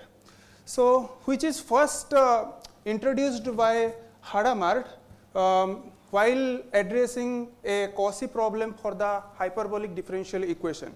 So he solved this left hand side, which is known as a hypersingular operator, with the help of finite part evaluation, which is denoted in this. How he solved this? He just removed the singularity with the help of the small neighborhood around it, and just remove that, and taking that neighborhood, like radius of the neighborhood delta tends to 0, and find the integration. So this is the representation of the left hand side of the hypersingular integral equation. So this is some of the contributions. Initially, Muschlesli has solved some of the crack problems with the help of complex potential method. Then Chakrabarty came with some of the ideas that how to solve that integral equations by using some of the different kind of numerical methods. Then since after some of the literature were there, then Chen come into the picture, and he solved some of the crack problems with different configuration, like the circular crack, like straight crack, like curve crack. This kind of crack he solved. So basically the thing is that we are not working in a single hypersingular integral equation, we are working in a system of hypersingular integral equation. The motivation behind it is that when due to one, I am basically working in crack problems. So due to single crack, if you reduce them with the help of complex potential method, so that will reduce into a hypersingular integral equations. But if you take two cracks or more than one crack, then due to their interactions, more than one hypersingular integral equation will come into the picture. So that we are considering here the system of hypersingular integral equation. This is the basic motivation that why we are taking that system of hypersingular integral equations. So basically hypersingular integral equations are, as I told, they are very useful in the crack analysis and some of the hydrodynamics fluid structures. So yes, this equation number 2, in equation number 2 you can see here the same equation as I defined there, but here instead of an element I have taken a matrix which is a non-singular matrix. Okay. Then the right side is the load function, which is the Holder continuous, and the unknown function g, k, s are we are going to find them. So as we know that in order to show the well-posedness we need a space. We need a space so that we can show the well-posedness. So here we defined an L2 space, and as we know that L2 space are the square integrable function space, but here we are just making some modification in that, and we are taking that L2 space with the weight 1 minus x square to the power mu minus half. What is that mu? If you take mu is equals to 0, then the orthonormal bases are orthonormal bases are the Chebyshev polynomial of first kind. If you take mu is equals to 2, then the orthonormal Chebyshev the orthonormal basis is going to be Geigenbauer polynomials. So this is the corresponding inner products and the norm. And similarly we extend, since we are working in the system, so we are not going to one dimension is not going to work for us, so we are going to take the n dimensional thing. So here the corresponding inner product and the norm. So here this is the operator form of the equation 2 which we have taken. So here this is the hypersingular operator here, h of g. Here the left hand side we have taken that 1 by pi minus 1 to 1 integral g k of s minus z square. Here z is the singularity here which lies between minus 1 to 1. So here I represented that Geigenbauer polynomial with these three recurrence relations. And as I told you that mu is equals to 0 and phi of n is our Chebyshev polynomial of first kind, which are the orthonormal basis for L2 0. And here psi of n minus 2 is the orthonormal basis for the L2 2 when mu is equals to 2. So here is the property is that h of phi n is equals to, if you h operator, as I told you, this is the hypersingular operator. If you substitute in place of gk, if you substitute the Chebyshev polynomial of first kind, it will give you very nice property that Geigenbauer polynomial. So that property only we are going to use in case of the well-posedness. But before going to the well-posedness, we have to see that our hypersingular operator is bounded or not. But we have seen that in L2 0, when mu is equals to 0, our operator is not going to be bounded. So we are taking that. So we are taking the subspace of the L2 0 space as a B0, where we have seen that with this, where this condition is finite, like this condition occur, in this space, if you are taking the elements, then if you substitute on that H operator, it will be bounded. So these are the corresponding inner product and the norm. So here the basis, as we know that L2 0 space, the orthonormal basis is phi of n. We just divide that with the help of some constant Rn, and this remaining thing is going to be rho n, which is the orthonormal basis for this B0 space. Okay. Now this, as I told, we are working in system. So again we extend it to the Bn0 minus 1 to 1, where it is going to be bounded. Now for the well-posedness, we need the existence. So for the well-posedness, we need the existence, and for the existence, we need the inverse. So since the inverse, for the inverse, we should not have any element in the null space of H. But here we have seen that rho 0 and rho 1, if you substitute, then here rho 0, for 0 and 1, H of phi n will give you 0. So this null space contains this phi naught and phi 1. So these are the subsidiary conditions which will give you, if you take any element from this L2 0, it will give you the inner product as 0. So we just remove those elements from our space B and 0, and we are taking in this way, we are taking the direct sum, that B and 0 1, which will take our these two elements, and the remaining elements will be in this space. Now we have seen that H is going to be bijective in the remaining space to the L2 space. So since it is bijective, so we can find the inverse. So here we found the inverse, and since we are using the operators, so we have less values, or we have to convert our matrix, as we have seen that in the first slide, A matrix, capital A matrix, we have to convert that into the operator form. So we have convert that A tilde of u is equals to A of u. You have only 4 to 5 minutes to conclude. Yeah. So again this we have A of H, A H of u or G. So that is here D is equals to A tilde of H. A tilde is the operator form of the matrix A, and H is our hypersingular integral equation, hypersingular integral operator, sorry. So our system is now dg is equals to f. So this is the well-posedness of the system. So if A is invertible, if you have A is invertible and D is equals to A tilde of H, then D is bijective and the operator dg is equals to f is well-posedness. As we have seen that H is going to be invertible, A is going to be invertible. So by inverse rule, H inverse A inverse is going to be like exist, and so that we will just multiply with H inverse, A inverse on both sides, we will get GZ. So that means the existence of the solution will given from here. Now, because we have the existence, two more things are there. One is uniqueness, and the second one is that stability. So by the help of contradiction, we can show the uniqueness of the problem, and with the help of this H inverse and A inverse, A tilde are invertible, so we can say the stability also. So from these three things we can say that the operator is going to be well posed.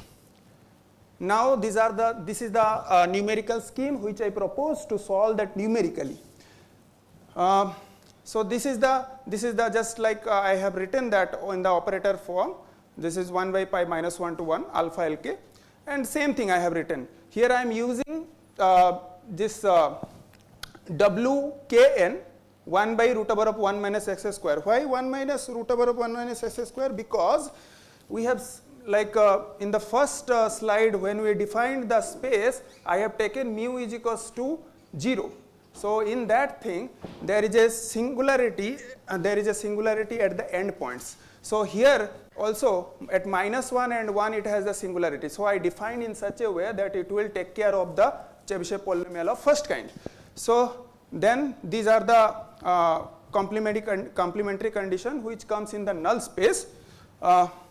So I have taken the collocation points, I just substitute and solve them, which will reduce into the n into n plus 1 equations with n into n plus 1 unknowns.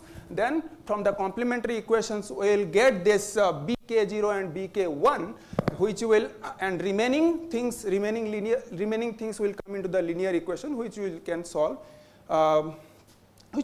yeah. And these are some of the examples. I just implement that. In the first example, I have taken a matrix which is non-singular, and this is the Lord function I have taken. And yes, here the solution is known to us, and with the known solution, I have seen that with with the help of when n is going to 7, this numerical solution is going to approach or approximate the exact solution. Similarly, for W2n, approximate the G to the exact solution. As for n is equals to 7, it will approximate the exact solution. Similarly, but in example 2, I have not taken any kind of, I haven't taken the solution which is exist, like exist means it exists, but we don't know the solution. So in that case also we have seen W1 and W2 also approximate for n is equals to 7 here. So these are the references, and thank you.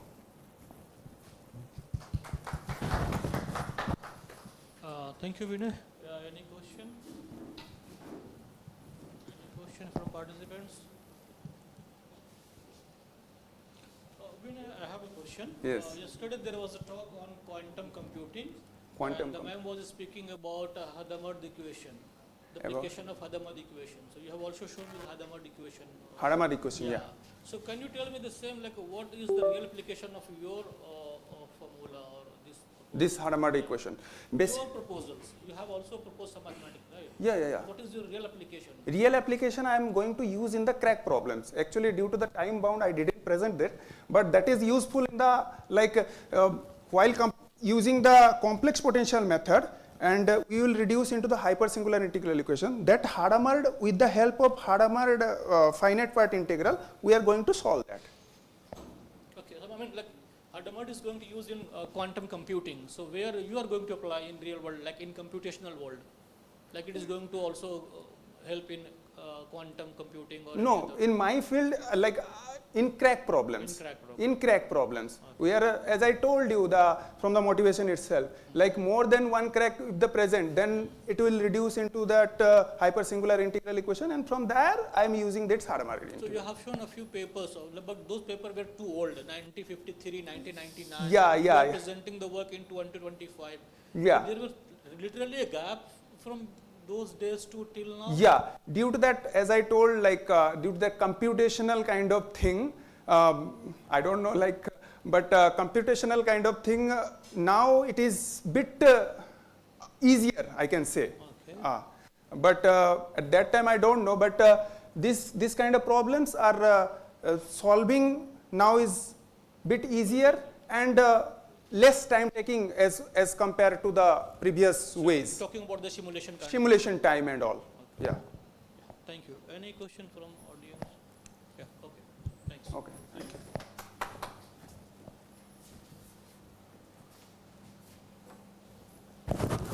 So we have fourth presentation, and I think this is online. So we are going to take a couple of minutes because we need to generate. Done, sir. Last one is all are done. So only one that is going to be online.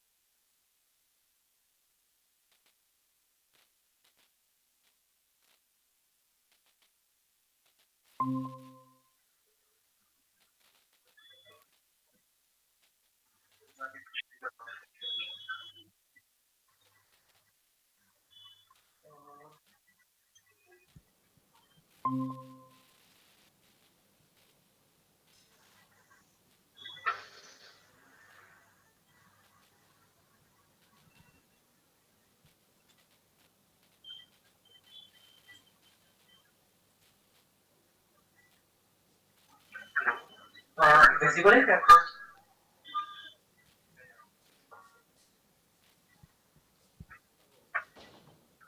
Yeah. Hi, Aviral. Can you hear me?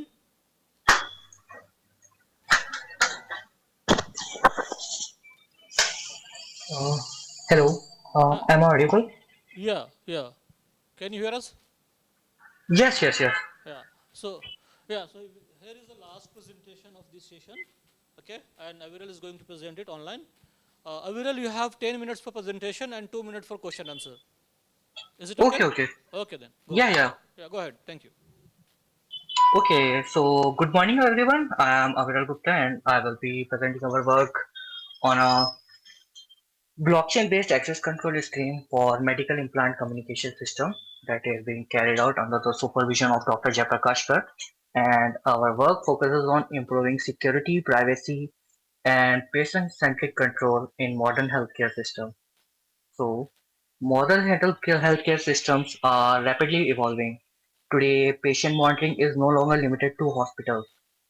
IMDs or implantable medical devices are continuously collect and transmit sensitive medical data.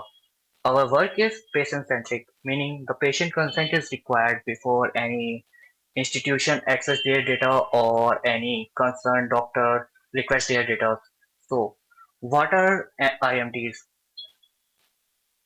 IMDs are implanted medical devices that are placed inside the human body itself to monitor or regulate physiological change functions. So, a typical IMD consists of two interfaces, wireless and an analog. Analog work is to collect sensitive data, while wireless interface is used to send telemetry data and receive programming commands. So some basic example of IMDs are your pacemaker that we are all aware of and implantable cardiac defibrillator. These are small electronic devices placed inside the human body to support people with serious heart problems. While pacemaker helps heart to beat at normal and steady pace when it becomes too slow or irregular, while defibrillator constantly watches the heart and quickly give a strong electric shock if a life-threatening heartbeat occurs, helping to save the personal life. These devices directly affect human life, so security failure here are not just data breaches, they are safety risks. So why do we need to secure IMD? IMD communicate wirelessly with external devices such as access points or monitoring systems. This wireless nature introduces serious security risks like patient safety. If medical devices receive harmful or malicious compound, they can malfunction and directly put a patient's life at risk. While other concerns are data privacy, medical records contain highly personal information, so any leak or misuse can seriously affect a patient's life and dignity. Others are cyber security risks, unauthorized access, like if attacker pretends to be a doctor or take control of medical devices, they can change treatments or steal sensitive information. Yeah. So to ensure the security of IMD communications, two properties must be achieved. First one is access control, that is who is allowed to interact, and the second one is confidentiality, who can read the data. In this work, we focus specifically on access control, which determine who is allowed to communicate with the IMDs. So let us firstly briefly review the existing access control mechanism used in MICS and their limitations. So first one that we have is direct access control with preloaded keys. It's an access control mechanism used in IMDs where a set of confidential cryptographic keys are embedded in the device during the manufacturing phase itself. These preloaded keys are later used to authenticate and authorize access requests from external activities such as access points, healthcare providers, and respective doctors. So the issue with this is that preloaded keys suffer from key loss risk, poor revocation support, and high impact of compromise and lack of fine-grained access control. And the second one, the existing access control mechanism that we have is direct access control with temporary keys. Yeah, so this approach uses temporary cryptographic keys for authentication and authorization, which are valid only for a limited time and grant access to specific IMD functions or data. While temporary key reduces long-term key exposure, they introduce management complexity and can cause access issue if key expire, especially during emergencies. And the third one that we have is indirect access control via proxy. In indirect access control, a trusted proxy acts as an intermediary between the user and the IMD, verifying access requests on behalf of the devices. This can also be seen in the attachment in the slide that here mobile phone, smartwatches, and bands are being act as a proxy to grant access to the IMDs.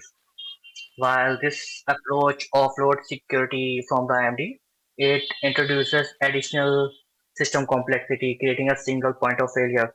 So if your mobile phone or smartwatch is compromised, uh, that could be harmful for the patient.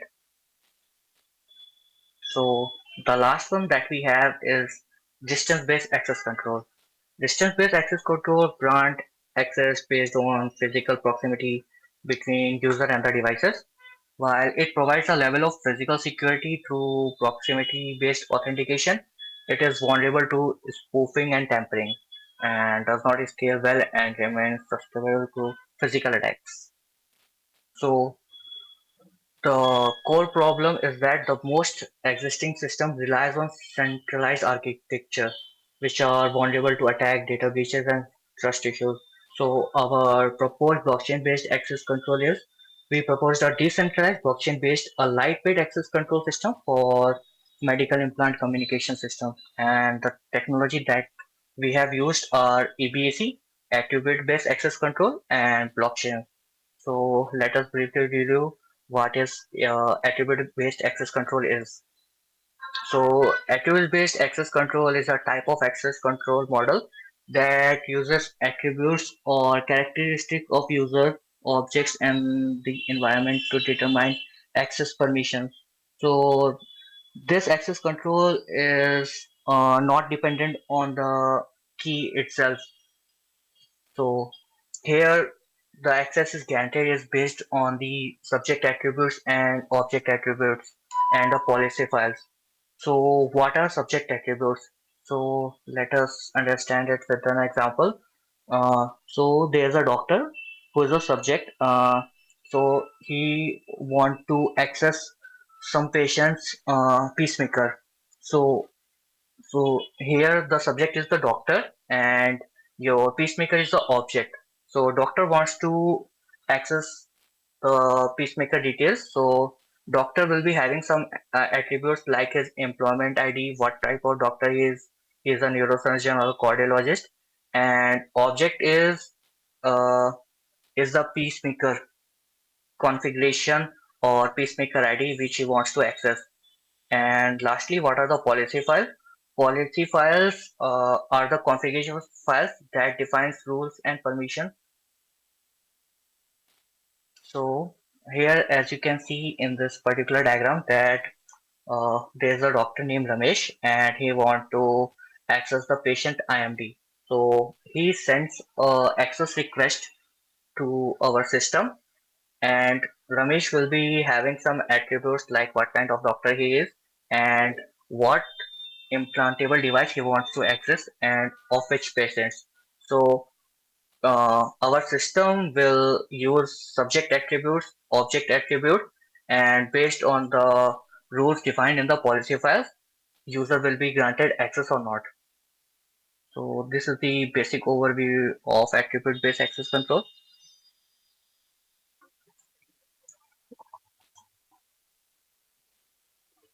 And the second technology that we are using is blockchains, because blockchains ensure that access policies and decisions are tamper-proof, auditable, and decentralized. So this is our proposed system architecture. So these are the entities that we have in our system architecture: IMD, access point, cloud server, user, blockchain, smart contracts, and ABC. So let me explain uh, entities that are present in this proposed architecture. First, we have is the access point. This black box thing that you are seeing here. This is the access point. The access point communicates wirelessly with IMDs. It retrieves telemetry data from the IMDs and transmit programming commands to configure device parameters such as electric impulses in case of pacemakers and sensor sensitivities. Next one that we have is the cloud server. The cloud server function as the policy enforcement point. So I will explain PEP in the next slide. And the other entities that we have is the user.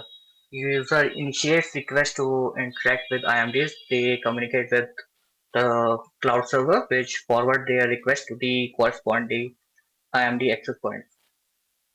So the cloud server here acts as a PP. It retrieves the initial access request, verifies legitimacy, and coordinates further action based on the decision made by PDP.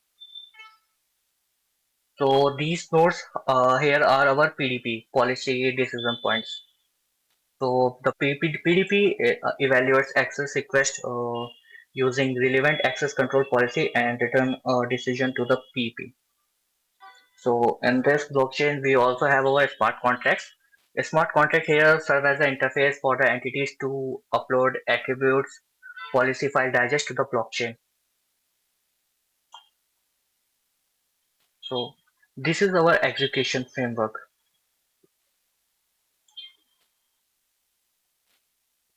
So the here firstly user sends a request to the IMD, which is firstly intercepted by our cloud server, in which we have our policy enforcement point.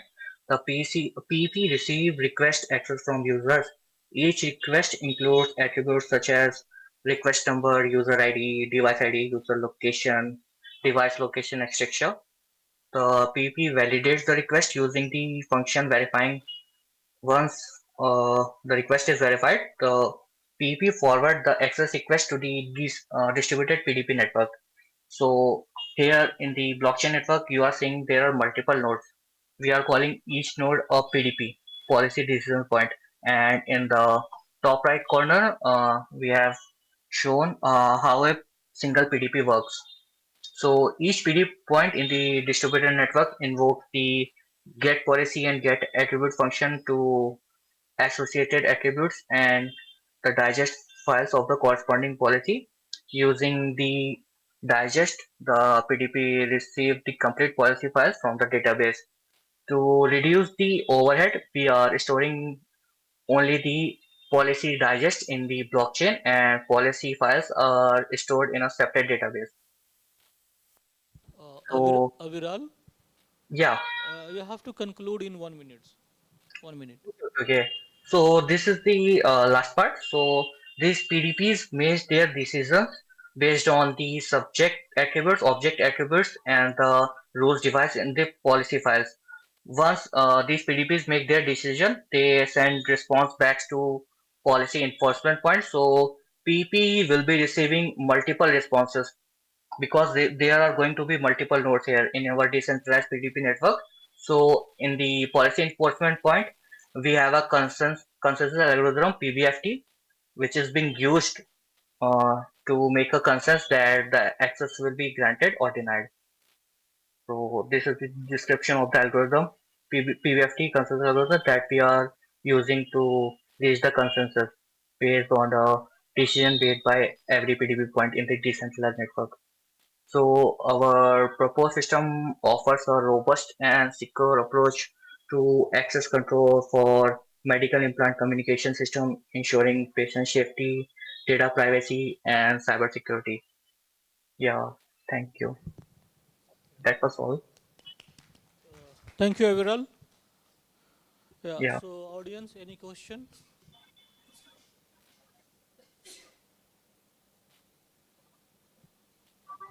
Yeah, Aviral, I have a question. Yes, sir. So you mentioned the use of blockchain in your work, but you have not mentioned what type of blockchain you are going to use. It is going to be permissionless or permission? Uh, it's a permission blockchain. Permission, okay. Yes, sir. And So there would be single point of contact that will be managing those permissions. no, transactions in the permissionless blockchain is like visible to all. So if some data, medical device data is visible on the blockchain, then it is not good. Actually, not everything is stored on the blockchain. We are only storing the attributes and the policy file hashes.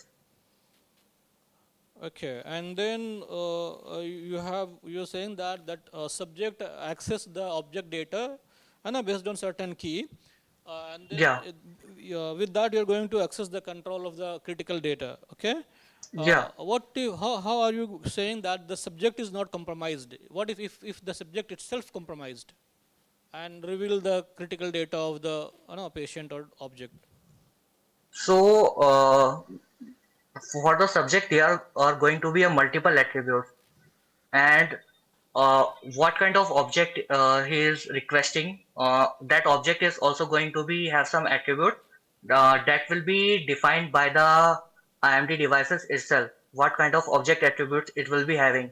So that will be secured because that hacker will not be aware of the object attributes. So policy files are using both the object attributes and the subject attributes. So the rules defined in the policy file itself will make sure that the subject that is sending malicious attributes will not satisfy the requirement to access the required object. So you're saying policy file, policy. Yeah, yeah, policy files Okay. in which we define will be defining rules. Okay, so that will basically filter out the intruder or malicious subject accessing the. Yes, yes, yes, yes. Okay, okay. Yeah, thank you from my side. Again, any question from audience? No. Thank you, everyone. Done now. Yeah, yeah. Thank you Thank you. for this wonderful presentation. Yeah. Okay, thanks for joining. Yeah. Yeah, so that's all about this session. We have done it Okay. completely. Thank you, Professor Alam, for chairing the session. Now, please come here to present the certificate to the participants. Sandeep Kumar. Huh?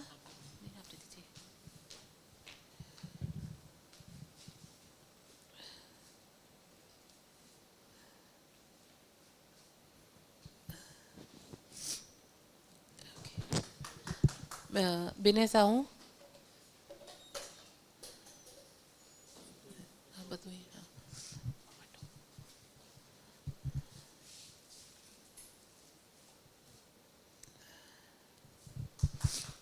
Now I request Professor Sani to present the memento to our session chair, Professor Alam.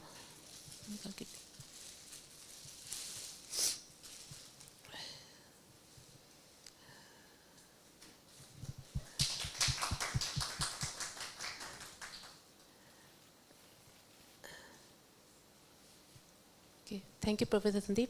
Thank you, Professor Alam. Yes, thank you. So it's now. Yes, for the lunch. Yeah. I think four something. Keynote, that is At 2:30. Yes. Yeah, so we can proceed for lunch now. Okay, and we have a next talk on at 2:45. So we can come back at before that. Yeah, thank you.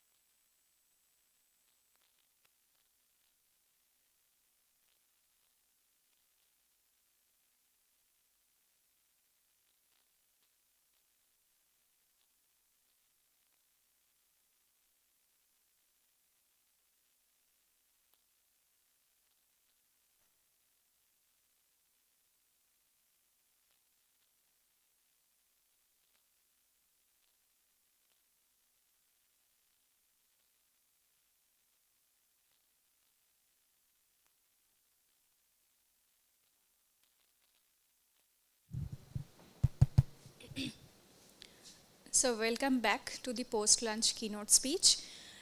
Now we have with us Dr. Sanasam Ranbir Singh. He is currently a professor in the Department of Computer Science and Engineering, IIT Guwahati. He has received his PhD from IIT Madras, and his work mainly focuses on the social media data analysis, complex network analysis, information retrieval and the extraction, natural language processing, etc. He have founded the Open Source Intelligence Lab in Department of CAC in the year 2014. He had also published close to 100 peer-reviewed papers in reputed international journals and conferences, and guided 11 PhD scholars. He is also involved in several ongoing and successfully completed sponsor projects, more than the rupees 18 crores in the capacity as principal investigator or co-investigator. His current area of research is machine learning, deep learning, social media data analysis, complex network analysis, information retrieval and extraction, and NLP. Thank you, and over to you, sir.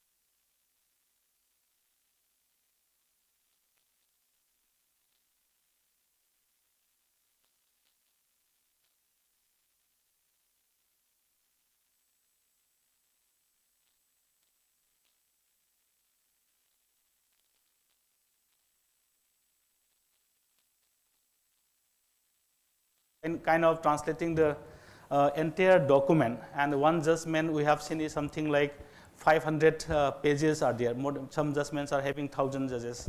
So all the high courts, they are engaging something like 20-30 translators, and maybe one judgment that spend around 1 month to translate something. Imagine about 1,000 pages judgment. They spend about 1 month to translate single judgments. Okay, but Supreme Court has given to translate all judgments into native languages. So that is how we come into kind of picture to help them, so that we can translate entire say document into something in few seconds and so on. So we have tested up to about judgments of 500 pages, which can be translated into, it took about 20 to 30 seconds of time. And likewise, so this is the idea. So here we have various, so one of the services that if you see here, what you can do is that, so we also provide that something like you can type your judgment itself inside the courtroom. You can edit your judgment in the system itself and translate in the real time on the instance. So here you can write entire judgment in this document.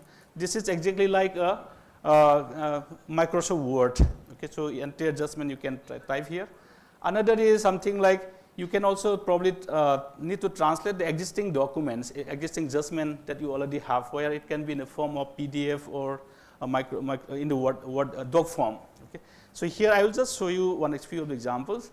Suppose if I have a say document and I want to translate. Okay. So if I want to translate a document, that I need to click here. Then I will just give me a moment. Then I have to select a document. I can select any document, but I will just try to select some existing judgment of few pages. Let us say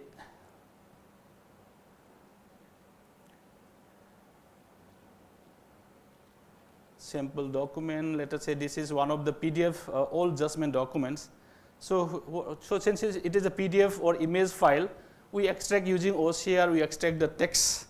So in the extraction process, there may be certain errors, then so this is the extracted text. Then if they need, they can do the correction here.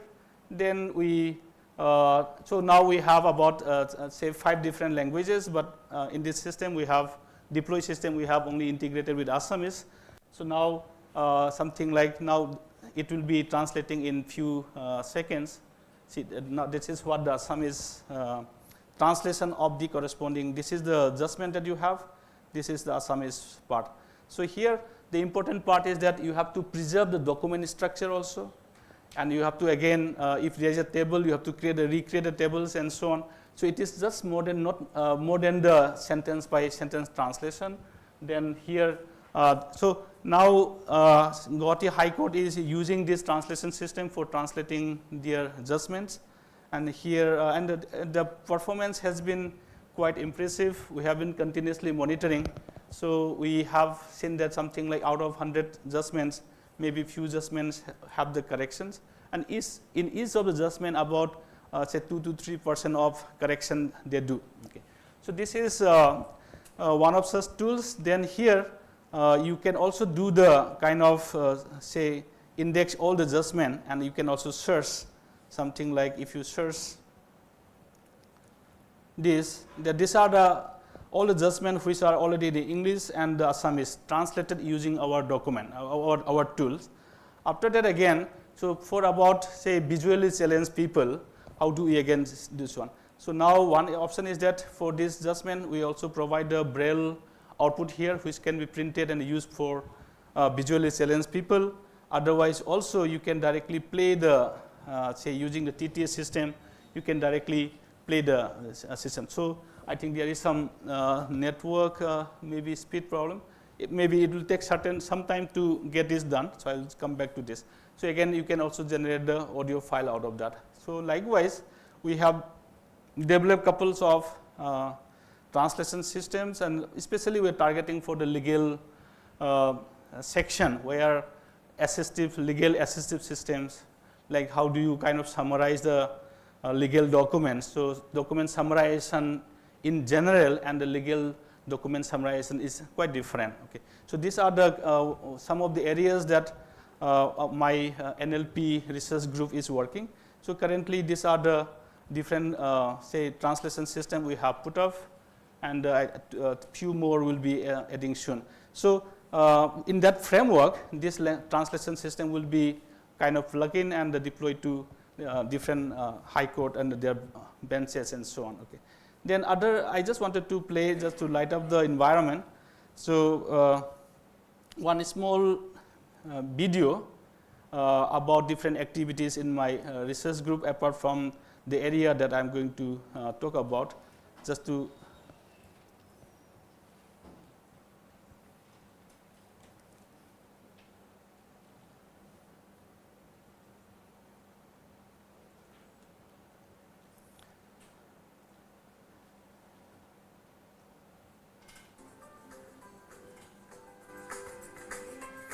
this was one of the short video that I had to prepare for some other presentation, but I just wanted to just play one more time here so that I can also highlight the other research activities. So this is about the machine translation system that I have just talked about.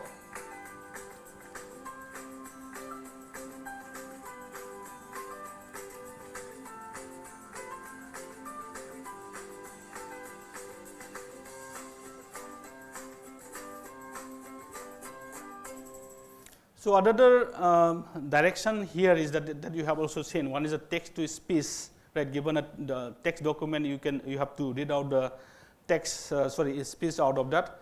Again, this is Assamese, so we have for. I'm not sure you are able to hear or not, but this is spoken in Assamese. Likewise, we are developing for other northeastern languages. Okay. And this is about speech synthesis. So idea is that we have TTS also, we have machine translation system also, we have ASR also, right? So now combining all these three, we can create many interesting tools. Like say now audio book, for example. So I want to search a particular book, content in a particular book through audio interaction. So you tell I want to read this particular topic, then audiobook will automatically go to that particular index. Then you have the content, then read from the TTS and so on. Then we can also do across the languages. We can communicate, right? So this is one of the audio interactive system. So what happens is we have a system where all the mandi prices are written. So we are asking what is the price of this particular vegetable today in this system. So this is in Assamese.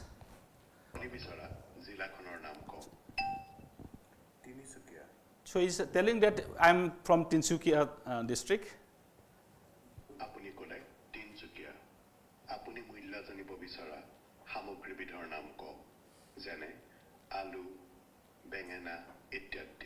Likewise, I'm telling what item name. So I want the price for alu or something. So he will say mithatel. Okay, he's telling mithatel what is the price of this mithatel and so on. So likewise.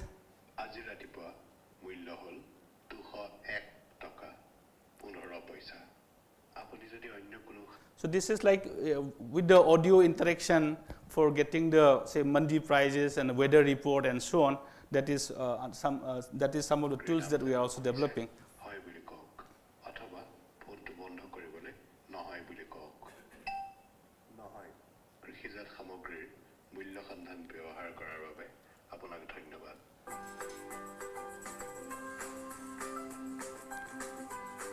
So these are again for the interactive classroom. This one, classroom session, smart classroom.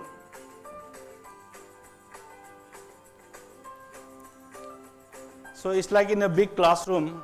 We are trying to kind of interact the student and teachers, and trying to kind of assess the attention of the student in the classroom and so on. That is another research group from our center. So you can see the automatic attendance taking, then again interaction between the real-time interaction between the teachers and the faculty, student and so on. Again, especially for textbook design, unknowingly design of the book, it also affects the reception of the student in understanding process. So one is again, so here, traditional textbooks can hinder the learning experience of children with ADHD. so here we also say engage in how to design a textbook that makes kind of say easy to say read and access and so on. So these are some of the activities that we do in our research team. So I generally lead the text part. So my colleagues have speech part and design part and so on. So this is briefly the kind of group that we have, interdisciplinary group that we have for developing especially the education tools and so on. So this is under the Center for Linguistic Science and Technology, where we have the PhD program. So if you so we can suppose master's students who are looking for PhD opportunities in language technologies, CLST in computer science, in IIT Guwahati is one of the places that we can have. Okay. So with this, so let me come back to my topic of my today's talk. So this is from the Open Source Intelligence Lab, and Somadev Jana is my PhD scholars, and the work that I'm going to talk about is primarily his work. Okay. So here he's focusing on detecting sarcasm. Okay. So we all know what is sarcasm, right? So we are trying to say something positive, but intent is something negative. I want to troll someone or insult someone and so on. So it is extremely difficult problem to solve. So the way when you start solving this problem, we only focus on the text. So something like, oh, great, right? So if I say, oh, great, then it is kind of maybe a sarcastic. But if I say, okay, great, then maybe genuine, right? But when I write, it is only, oh, great, or only great. So from text only, it is very difficult to say whether it is sarcastic or not without the context. But when you start this problem, initial focus is mostly on the text part. Okay. But if you again look at all the social media content, which is full of sarcasm in nature, in any political discussion or any matter, it is full of sarcastic, right? Then again, most of the content today are again multimodal. When I say multimodal, it consists of text, then it may also have the images, it may also have the say video and so on. So solving sarcasm problem using only text is again very difficult, considering the say under specificity of the content itself. So it has to be supplemented by the audio, it has to be supplemented by the video, images and so on. Sometimes the user's behavior itself. Okay, that is what the multimodal basically means. So here we are trying to consider text and image. Okay. It can be extended to audio and other content. So here, so what is sarcasm? Literally, if you look at the dictionary definition of sarcasm, you will find different definitions. So these are the different definitions you can find in different resources. But in in the short, it is just something like you are telling something positive, which means something negative, right? That is what does sarcasm. But again, it has lots of issues. If I consider only text, as I just mentioned, something if I just first example, if you see, great job on the presentation. So after giving a very disaster presentation, people are telling, okay, you have done great or something of that sort, right? But if I look at only the text, it means different, right? If I associate with the context, it means different. So I have to also, so this is one of the limitation if when you look at from the text perspective only. Again, second example, if you see, oh, that is just what I needed, right? Or say, oh, great. Depending on it, at what tone, at what pitch you are talking about, in what manner you are speaking, in what body language you are speaking, again, it will interpret entirely different, right? This is also one of the limitations that you have. Again, there are also some culturally sensitive issues, something like nice going Einstein. So this is something we generally tell to the school kids and so on, right? So it's a kind of it is again context dependent. say environment dependent, cultural dependent, and so on. All these aspects we need to look at. Okay. So, but if you look at only from the text perspective, there is lots of limitations. That is where multimodal come into picture. Okay. So when you say multimodal, basically I'm considering text and the others. So it can be text and images, it can be text, audio, in images, and so on.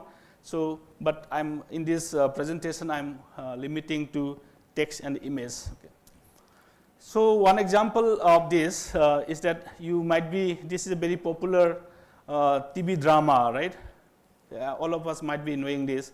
So if you look at some of these texts, if you see the text is something like, oh my God, you almost gave me a heart attack, right? If you just look at this, it is something negative, right? So text suggests something like fear and anger, but audio was something, it is particular clip, it was something like an animated tone, and if you see the face here, there is nothing like angry, right? So this is the contradiction between the context and the content. So that is what so in sarcasm we're trying to see this incongruity between the context and the content. Okay. So similarly for the second example also, okay, it also have the kind of neutral tone and a straight face, but the text is suggesting something like complimenting. So what are the incongruity between the content and the context? So we are trying to see the contrasting context between the two. Okay. So again, if you see this example, these are all real say social media posts. So this is the image given, which is a kind of very bad weather and so on, but it is telling say what a wonderful weather, right? So unless I don't see this context, it means positive. So it's a sarcastic post. Similarly for this, it's telling about a nice weather and so on, but temperature if you see, right? So it's without, so it says something else, it says something else. So I have to try to understand both the things. Image also I need to understand, and text also I need to understand. So when they contradict each other, then it could be a sarcastic in nature. So likewise, there are many possible conditions applicable when we try to solve this problem. But if I try to see the evolution of this problem, how people solve this problem, so broadly I can probably group in this manner. So first is, as I just mentioned, we started with the only text. So first part is the text. So when you consider text, any text-based machine learning model, something like LSTM, GRU, transformer, whatever sequential model can be applied, and it just become a text classification problem, right? Given a sequence of words or sentence, what is the class level? So if I have the parallel corpus, I can train the models and you can classify, just like a text classification. Okay. Then people started, because of those challenges, people started with the say multi-model, where people try to say combine image and text together. But at that time, we tried to again solve as a traditional text problem and a traditional image problem. So you try to extract the features from text, extract the features from images using image processing and so on, combine these two features and again build another classifier, right? That is what the second level does. So up to this is again very traditional machine learning problem. Then people started again coming up with the, try to, instead of extracting features, right, can I combine them as a single unit and try to solve the problem together? So that is where things is growing. Okay. Then again, now we have the large language model again. So with the large language model, generative models, entire dimension is changed. And this is also one advantage. This complex problem can be simplified with this large language model, because we have large language model with the very large parameters that has a kind of global knowledge. So one of the problems that we faced was having the context, right? So this global knowledge can be used as a kind of expert that can give me more information than what I have, and can I use those information and solve the problem. Okay. So this is what the kind of say how people are looking at today, and that is what I'm going to talk about today also. Okay. So these are the some of the challenges that, as you know, that any machine learning problem, you need to have a large data set, and especially for the large language model, you have to have an extremely large data set. And for the problem like sarcasm, annotation, creating this data set itself is a challenge, right? Something I say this is sarcasm, somebody else may say, okay, it is not. So even the finding an expert to annotate this data set itself is a challenge. So creating a large data set for this problem is very difficult. We tried, we attempted few, but even we could not succeed much beyond few thousand. And there are many examples. You will find half of the say about 10 annotators, half of them will say it is sarcasm, another half will say it is not. So likewise, there is extremely difficult to annotate also. So that's why targeting to create something like a large data set for this problem is also very challenging. That means I have to come up with some data solution that I can solve using limited number of data set. That is where this LLM is also going to help. In LLM, we have something like zero sort, few sort, n sort, and so on. So can I use a few sorts, say, approach to solve this problem? Because creating large data set is not going to be possible. And again, second is something like, apart from this, I also need the, say something like external knowledge, which will give me context beyond the content that I have, right? So again, what are the possible external knowledge I can use? Again, lastly is again a parameter.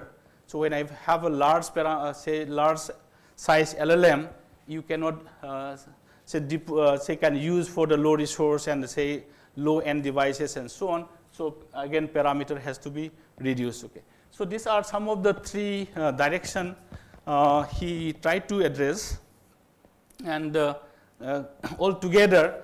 So these are the three blocks we try to solve. One is focusing on the data and solving this problem using few sort and so on. This is data driven. So second block is something like using the external knowledge. Can I again supplement the supplement the problem? And another is something like so I should be able to reduce the parameter without compromising the performance and so on. So these are the three different blocks that I try to talk about. So first one is something like continuous. Okay, the first approach, you can find this paper from this reference. So here we talk about something like continuous attentive multimodal prompt tuning for few short multimodal sarcasm detection. So what is the idea is, so as of now, many people have tried few short solution for various problems, but not much for the sarcasm. And again, another is something like for the out of distribution problem, distribution existing state-of-the-art models are not doing much, that good. So we try to address this problem. So here we apply prompt-based solutions or say methods because in the say since we have the LLM and we can also do with the few sorts. This is one of the approach that we can apply. So this is again in this solution we are trying to focus on say a few sorts, okay, and using one of the some of the pre-trained models. Okay. So the reason for using pre-trained model is that I am going to consider a pre-trained model as a knowledge base because we don't have the say we don't have that much big content, big informations. So considering the say LLM with the large parameters, we may be able to capture say diverse context, and it may be able to serve as a knowledge base. Okay. So if you look at the this prompting, and some of you may be aware that. So in you can see this prompting in the different stages, right? I just want to use the existing model. I just want to ask question, something like the way you are using ChatGPT. What you do? I just ask a question. ChatGPT will give me something. So this is something like a zero shot, right? So this is what we call as the prompting. But what is the problem with that? Problem is that you should be really good in asking the question. If you are not good in framing the question, you will not be probably getting the right answer also, right? Or sometimes this hallucination itself is another different problem. Leaving that aside, so when I go for the zero shot or prompting, I should be good in framing the questions. That is what the prompt engineering, right? So, so many of the solution we do using the zero shot and try to solve the problem using this one. But that is applicable when your model is able to tackle your problem. Suppose sarcasm and sentiment analysis are very similar to each other. Let us say I have a model which can address sentiment analysis, but not for the sarcasm, right? Then if I do prompting, I will not be getting good results. Then what I do, I will be doing something called fine tuning, right? So when I do fine tuning, what I do is that the existing models I try to adapt for my new problem. So for that, what I will do is that I will retrain the entire say model with a set of samples for my problem. So this is the fine tuning, right? So what is the problem with fine tuning? So when I do the fine tuning, entire parameter will be changed now, right? What you understand earlier may be forgotten. So catastrophic forget is one of the problem if you do the fine tuning, right? Because your model will be now no more the previous model, right? So fine tuning is okay. This is good for adapting to this one, but again, forgetting what your model knew is also not a good way. Okay, but I'm leaving that aside. One is the prompting, another is the fine tuning for adaptation. So then how do you tackle this problem? So I don't want to forget. At the same time, I should also be able to adapt to my system. That is where we call as the prompt tuning or prompt learning and so on. So here I will still maintain the existing models. At the same time, I will be adapting to my system. So this is what this figure says is, so let us say this is the existing model. Okay, then I'm going to use these models. Above this, I'm adding one layer here. So this is what the tokens. So in this layer, I'm adding some more tokens here. So what I'm going to do is, for my sample, these parameters will be adapted for solving my problem, right? So my LLM is still intact. At the same time, I will be able to adapt this LLM for my problem. That is what the prompt tuning or prompt learning, continuous prompt or say sub prompt. Okay. So this is what we have chosen to use, because you have to still, your models still need to have the understanding of the earlier model. At the same time, I only need to change the parameters. So advantage is that the number of parameters that you will be changing is also limited. Only few parameters will be modified, right? So you can also reduce the parameters. So this is what the prompt tuning, and this is what we are going to use for this. So when I do the few shots here, I am not going to modify this. I am only going to learn this from the few samples. Okay. So now, so this is the proposed overall architecture. So continuous attentive multimodal prompt tuning. That means I am going to learn, reduce the parameters, only modifying, keeping the model, original model intact. But what is the attention here? This is what is important. So early before this model, what happened is this prompt tuning is not a new. It is not new means there are many studies using prompt tuning before this study also. But what is the problem is this prompt, the new parameter that you have added will be kind of generic. It does not generic, but this parameter need to understand for what kind of input, how this attention should be, right? That means which parameter of this should be given high attention or importance for what type of say input. That is what we need to learn. That is what we call as the say continuous attentive here. Attention is coming from this connection. So what this model does is, so given a multimodal input which consists of the image and the corresponding caption and a text. So you have image and a text, right? So this has been converted to the corresponding prompt that you have. In this prompt, we have something like the image also, text also, the caption also. Then we try to classify here. I think this, I think many of you might be familiar with this if you are using with the prompting. This is what we create a prompt. Then we have this pre-trained large language model here in order to generate this encoding, and we put these new parameters and give the attention between these two and apply to this large language model, pre-trained model. So here, when you do this training with our limited set of examples, this will be learning based on the context that you have here. Okay. So this is one of the first method that he explored. Here the novelty here is that you're trying to give now attention between your prompt and the inputs. Okay. So yeah, and but sarcasm, interestingly, there are only very limited data set that you have for this domain, and these are the two data sets that are used. Otherwise, there are not much alternatives. Some more data sets are coming up, but still very limited data sets. Okay. These are two data sets people have used, and these are the kind of size of the data set, and it is also relatively small. It is very challenging to create this data set.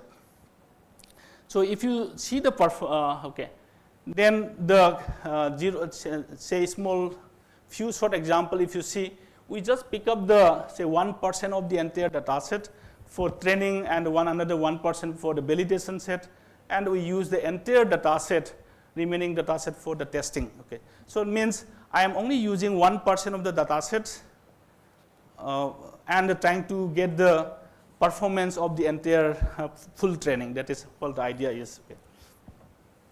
And if you look at the say performance comparison, you see that if I use only image, okay, I don't want the text part. If I just see the image, can I say is it sarcasm or not? And this is what the performance, and you can see that it is relatively poor. It is about 60%. Okay. If you only consider text, then also same. It is slightly higher than the image, but it's still poor, right? Then if you combine image and text in a full shot, if you use the entire data set that I have and do the fine tuning of the entire model, right? Then I got some enhancement for some models. I am able to reach up to 70% and so on. Okay. But when I use only a few shot with this attention, you can see that it is higher than all of them, even with the full shot also. So here, when you do the full shot here, the problem is the catastrophic forgetting, right? You are able to adapt to your model, but all the parameters has been modified. So again, when you give new example which is out of the distribution, right, you may not be able to capture here. So even in the full shot also, that's why you are getting less performance here compared to few shot. Here you are still maintain the your original understanding, at the same time adapted to your model. So here without attention, it is also good, but with attention you are able to get this one. Okay. So this is one of our first means initial for his work. This is one of the things that we have seen. Okay, this part I will forget. I will skip in the interest of time. Then second contribution is here we have seen we need attention between the prompt, continuous prompt that you have and input. When I say attention means the prompt that I have, they should know for what kind of context, which prompt should be, which parameters should be given higher importance and so on. That relation we have seen. Okay, but okay. So here again, see this paper can be seen from this CIKM recent this one conference. But before that, I just wanted to show an example. Okay. So now the model that you have seen, so the previous models, I have just used the entire image, right? But among all the objects, or say all the context that you have in image, only few objects will be relevant to the problem that I'm trying to solve. Okay. if I try to take this example, I think it is not able to see. It says that it is, I'm also not able to read here. It says that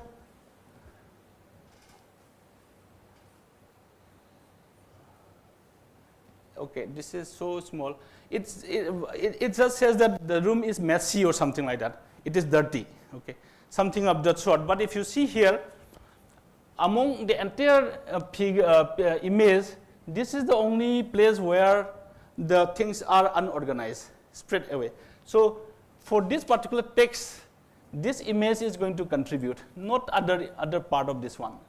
So when I say this is something like coffee spilling over the floor, so in this entire image, only this part is what is going to be relevant for this text. Whether these two are contradicting or not, that is this area will say, right?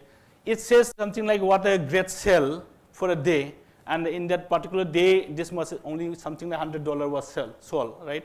So this figure is what is relevant for this one. So what I'm trying to say is that in the earlier solution, we use the entire image, but entire image is not what is relevant. Only one portion of the image is going to be, context is going to be relevant to the problem, right? So that is what we call as the entangle here, deep model entangle prompt tuning here. That here we are trying to first establish between the, say, which part of the image is going to kind of contribute to the problem that we are trying to solve, okay. This is what the contribution of this this work. So here, so now, okay, these are the list of say objective for this contribution that I can skip. But if you look at the model aspect here, so I have image and I have text. Okay, so now for the image I have separate encoder here. For the text also I have separate encoder here. Then for the image and the text, so we are trying to find the relation between them. So we have a kind of one weighted block here which will say which part of the image and which part of text are related. Then this encoder is passed through image processing, this image encoder part. So this is basically the transformer layer only. So you have the different layers here. Likewise, you have again different transformer layers for the text. But what is important here is which part of the text should be influencing, say, which parameters of the image. That means text should be guiding the image. So we have also tried, if we say if image is guiding the text, what is the performance? But we have seen that quite often text is say guiding the image side rather than the others one. That means text is often having more it contains more information than the image itself. So we are guiding the decision, like say from the text to image, and then combining here and classifying. So it says, so here you have got many parameters, and this parameter will be will be again guiding to this one. In between you have some attention here, okay, which text portion is giving connected to which portion of the image and so on. And it can be added to multiple different layers of the transformer. We have used up to 12 layers, and this is okay for all the layers we have added this. Okay. So now these are the again other mathematical components that I can skip this one. Okay. So now same data set that we have used, and if you see that linking, this is interesting part. So this is the image, this is a text. It says that things are not spillover, so that you can see that it is marked somewhere here. It says that this portion of the image is related, is kind of connected with so and so words in this text. So now are they contradicting, right? So likewise for this coffee mugs also, if you see this area of this one spillover, it is again connected with so and so words.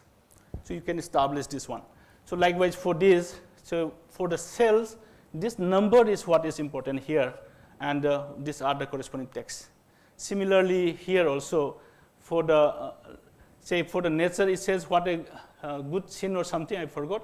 I'm not able to read here, but it again see you can mark here. Right. So that model tried to capture this kind of deeper feature level, say localized region level connection between the image and text, because all other part is not important. Here only this area is important for the decision, not all other area, right?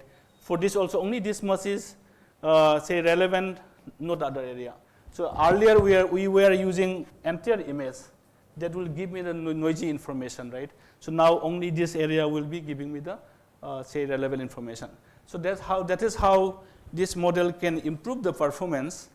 And if you see there's a very high jump. Somehow resolution is not very great here. So now it is improved in the previous work. This is what the previous work where we could achieve up to something like 0.73. So it is now it is something like 0.83, something like that. So almost 10% jump in the performance. That is because of that local context. Okay. So likewise, other evaluation studies and so on. I can skip this part. But in the high level, I'm just trying to say that you need to understand which part of the image is going to be helping in the decision. Okay.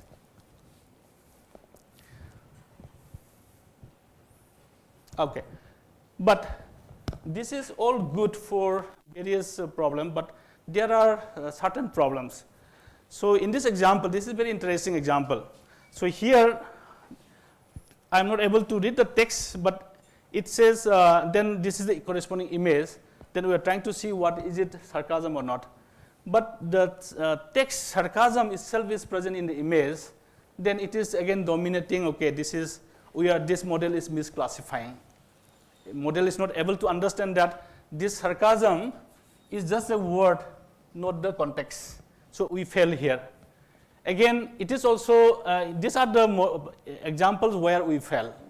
This is again another example. So here, this text says that on some Easter or something, on Easter, say Easter egg is present in this particular shelf or something, and it is posted in somewhere in some other month, which is not very close to Easter.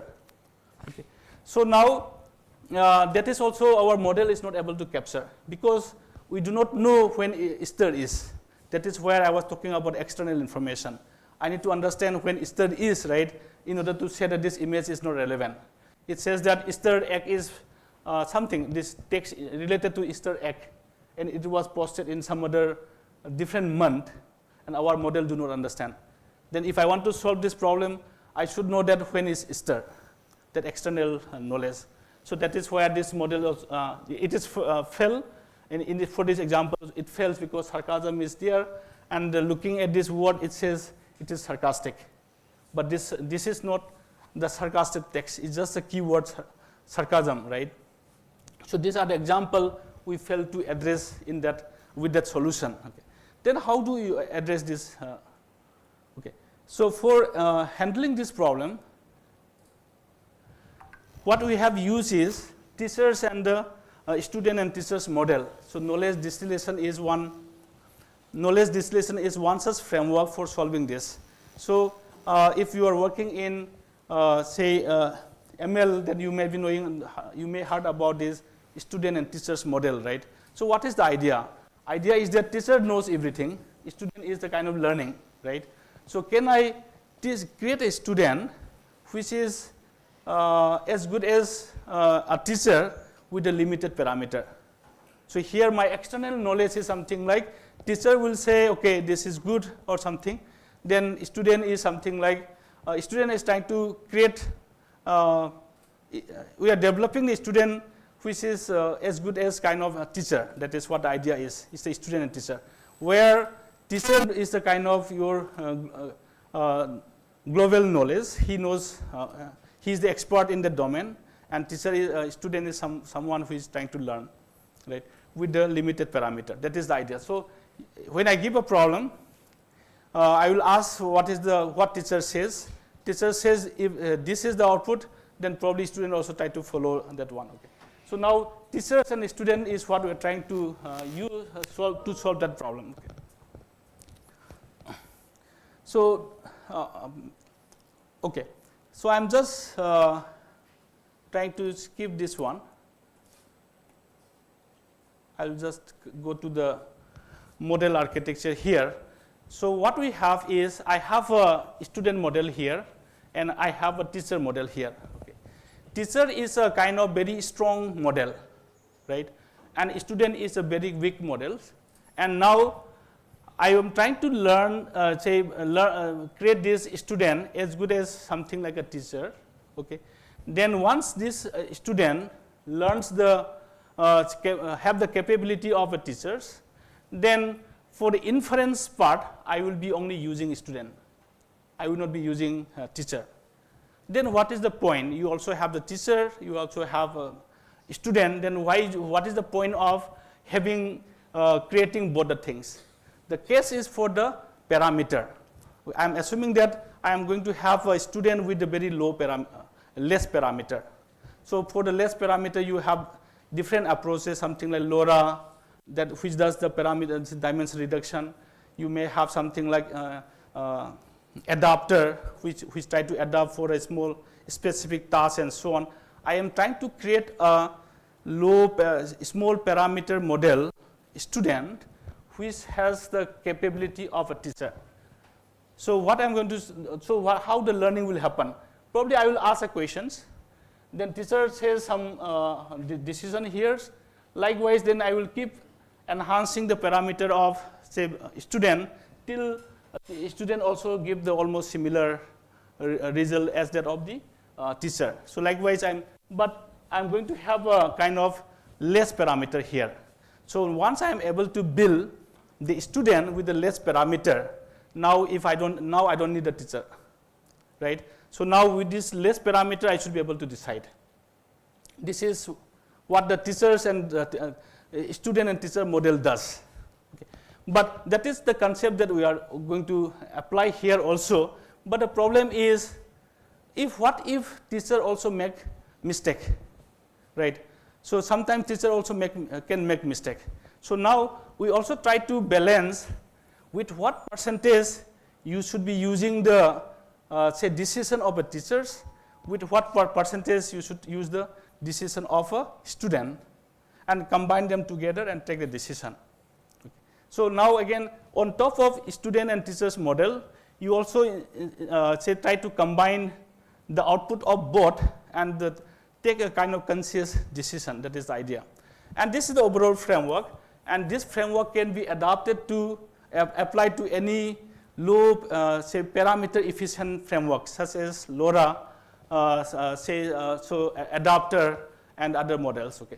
So this is what the concept is. Okay. So now, okay, I will skip this mathematical part. Now we again same data set we have used. Now if you see the output here, so we have applied to adapter, then CLIF is another say multimodal framework, and a prompt, few short prompts, and LoRa. These are the three low parameter models that we have applied. And you can see that, okay, it is having something like 8.8 something, but it is not able to read. So now this is only with these are after combining the teachers and this one. So you have a huge jump from say individual models when you apply the student and teacher. But numbers are not clearly readable there. I think it is having something like 0.85. Okay, 0.8. You are able to go up to 0.85 from something like 0.79. Okay. So, but the advantage here is that you are combining both the teacher's output as well as student output, and the parameter you are able to reduce significantly because you are you are using the smaller model. Okay. I will skip this also. Okay. Next, what we do is something like the can you add the external knowledge for solving this problem? So this is something like think twice before users. So here we are trying to use the reasoning of two. What I am trying to say reasoning is that, so these remaining two papers will come in few months from now. So here, the image that I have, the text that I have, right? So they are under specified. So now many of the LLM models, something like GPT-4 and so on, they have a very high reasoning. If I say this is sarcasm, why you think this is a sarcasm? The reasoning also you can have, right? So now that reasoning is what we are trying to use for, again, enhancing this problem. So now for the image part, we also try to reason from the image as well as from the text, and then you try to combine the reason from image as well as from text and try to address this problem. Okay.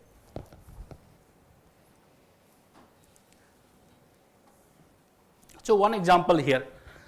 So earlier, these are the examples. These are all those critical problems. So this figure says that so there is a scarcity of the taxi in the city, okay? And this is the city map. And if you see the city map, it's a kind of full of cars, right? And then your text says that there is a scarcity of this one, right? Likewise, this one is again Easter, okay?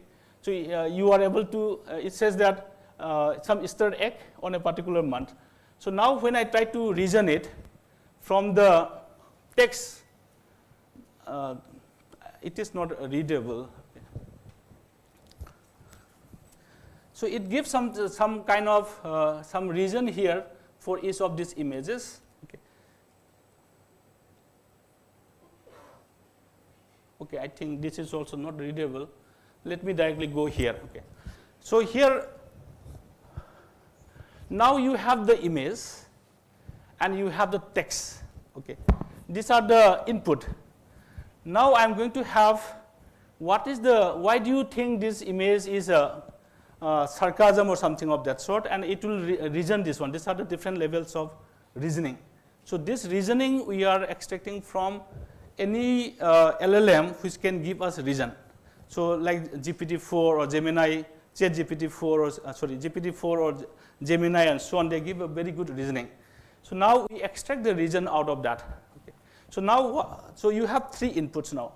You have text and text encoder, image encoder, and now you have the reasoning. And again, you are going to process this reasoning, right? So now, from this image and text, you are passing through the transformer layer, and you are creating two experts here. That adapter that I was talking about. So these are the experts. So what do I mean by expert is that this particular block is specialized for solving this problem from the image, and this particular block is again specialized for this problem for this image and so on. So we have two types of experts now. One is the internal expert and another external expert. Internal expert is the expert from your image and text that you have, and external expert is the expert from this reasoning. So this can be replaced by any available experts. So for us, GPT-4 was the available expert, so we have used that. But if I can replace by any other better experts, better reasoning models that we can have. So we have the external reasoning, and from this internal input, we have the internal expert. From this external, this one, we have external experts here, right? So others are general transformer layers, it's all the same. So now we have created this block. So this is the contribution that we have. So now we are creating experts for the internal input and expert from this one. So others are general transformer, and we add this to different layers. Okay. Am I making sense here? So these are all your traditional transformer. Okay. So now we have created experts for from the external information and internal information. Now, problem is when you take the decision which one to be used here, right? So sometimes, depending on the nature of the input data, sometimes your external expert might be giving correct input. Sometimes, say internal may be giving correct input, right? You have to balance this one. So you are having another get here. This is what the dual reasoning here. So you have to, based on the nature of the content, I have to take different weight from higher weights from here or higher weights from here. So I'm putting a gates here. So this gate will tell me which expert should be used. Okay. So this is a very interesting model, and you will also surprised to see this. I will skip this one. Okay. This mathematics I am skipping. Same data set we have used, and now you can see that it is jumping to 95%. So from, say, earlier we have achieved up to 84. So it is up to 95. And you also see the output here. Okay. I'm skipping all these things. Okay. So this is the third example. Okay. Level is yes, sarcasm, and baseline says no. And our model, without that, say, reasoning, it will also say no, but after reasoning, it is saying yes. Okay. So likewise, this one also, baseline all are says text. Sorry for this one low quality here. It's also equally challenging examples, and you can also see here. This is the weight from one expert, another weight from another expert. Number I'm not able to show here, but again you can see that depending on the nature of the input, your expert weights are also different. Okay. So that is what has been learned from this one, that GET example. So the internal and external experts and GET was the contribution for this work, and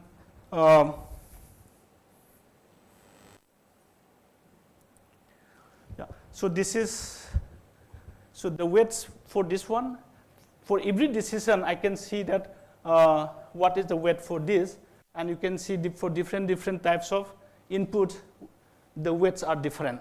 Okay. Sometimes you are giving higher weights to the internal expert, sometimes in the external expert. Okay.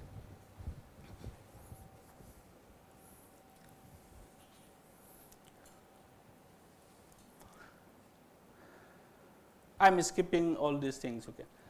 So lastly, here again we have tried to see we try to reduce the parameters of the models. Okay. So if you see here, there are two things. We want the multi-model. At the same time, we also want to reduce the parameter. Right? So here, this is some of the models that are used for reducing the parameters, some of the models here. And this MOVA and the AD5, they are having very less parameters, at the same time very high accuracy. This is what we want to use in our model. Okay. But this model cannot be directly plugged into existing multi-model framework, state-of-the-art multi-model framework, which is nothing but the CLIF. CLIF is what the multi-model state-of-the-art embedding method. But you cannot directly put these models into that. So how do we modify the CLIF that reduces the parameter, at the same time achieve this performance? Okay. So that was the last work that he did. So I'm skipping this one, and let us look at the model side here. So in this, if you see, you have the image here, you have the text here. So this is all the text process, the text pipeline. These are all the transformer layer only. This is layer 1, layer 2, layer 3, and so on. Likewise, this is image. Then this is transformer layer, layer 1, layer 2, layer 3, and so on. So here what we have done is, we have added say adapter here. These are the adapters that we have added. Adapters are nothing but those experts that I'm referring to, experts with the low parameters here. Okay. Likewise, here also we have added adapters here, which can learn, but we are directing from the text to image. Then this framework we want to now, this is what the CLIF framework. In the CLIF, this is what the CLIF from, so if you just remove these adapters, okay, then it is nothing but the CLIF framework. Okay. So here we are adding the adapters, and the important point is that the adapter state of the text and adapter state of the image should be shared, so that you can exchange the information from the text to say text to image and vice versa. Okay. So this is, so between the adapter we have another share block here, which will be directed from here. then we proceed all the pipeline and combine the, say, embedding here and do the classifications. But novelty here is that adapters putting into different layers and again sharing the knowledge of the say text parameter into with the image one. Okay.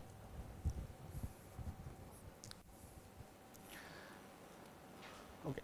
So this is the kind of results that we have. I'm skipping the other part. So here what we have done is I have talked about the putting the adapter at different layers. Okay. So this is 1 to 12 is something like we have considered 12 layers. If I put adapter in all the layers, okay, so this is what the accuracy that I get, and this is the number of parameters. So I want to reduce the parameter, at the same time I want to enhance the results. Likewise, so if so now at the different layer we have place, and then we are just trying to see that which if you put adapter at which layer it is giving the good results. So if you see here, if I put adapter between 7 to 12, that means last part of the your transformer layers. So now your experts, you can put in the beginning, the first layer itself, right? Then once you put that, again general transformer will go. So likewise, this expert you can put in different layers of the transformer. So if I put in the beginning, what is the effect? If I put in the, say, at the end of the layers, what is the effect? So here we are looking from the last. So if I put say adapter from 7 to 12, last part of the layer sequence, we are able to get the highest performance, and the parameter also something like 4.1, right? So now we are able to drastically reduce the parameter. At the same time, we are able to achieve the kind of say close to 0.9. Okay. So this is what the last work that he has done.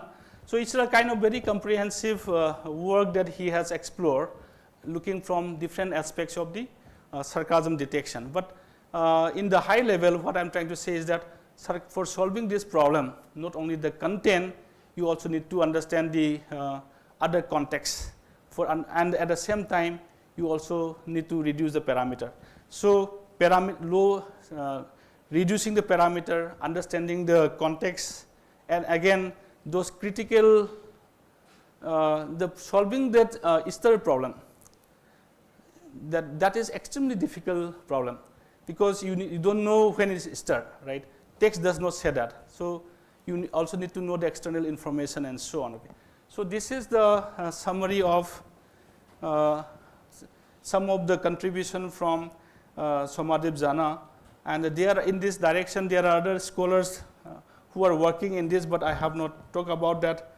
Okay, this is what briefly I'm going to. Okay, with this I will close my session, and if there is any question, I will be happy to take.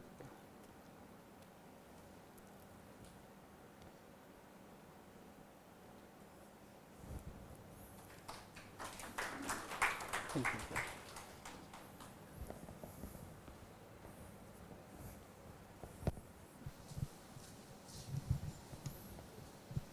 So from the audience, any question to sir? Anyone?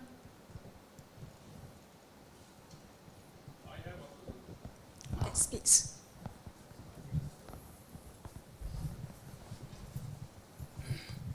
So in the last result that you have shown, placement of the adapter, so can we deduce that when it is being placed in the middle exactly, then only it is performing best? No. This is basically empirical things that we need to see. But in summary, what I'm trying to say that the experts, if you put in the latter part of the layers, you may be able to learn the characteristics of the problem better. If it is in the beginning, it may again further modify. That is what. Because in the results, sir, what you have shown, when it is between 7 to 12, if you see the result, 7 to 12, it is best. Latter part. And when it has gone to 9 to 12, it has reduced. So cannot we say that if we are putting between 7 and 8, then it is performing best? For this particular setup. Okay. But in the general understanding is that you will be able to reduce the parameters, maintaining the performance. Okay. Okay, you are able to reduce the parameters, Yes. maintaining the performance, but for this experiment, this particular setup, you have got this. But I Got it. cannot say that it should be only 7. Okay, Okay. it may be better, but putting in the later part will always have a better influence than the beginning. But Okay. but 7 magic number is only for this setup. For Okay. some other setup, you may have some other this one. Okay.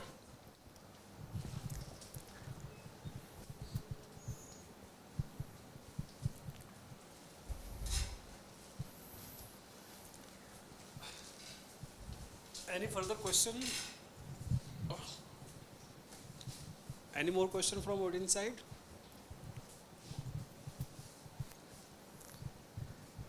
Yeah, thanks for your patience and considering that you have many of you are having mathematical background, so linking with computer science problem is again this one. But still, thanks for your patience for these different domains. Okay, thank you.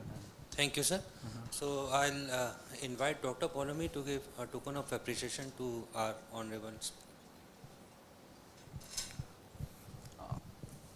Thank you. Thank you.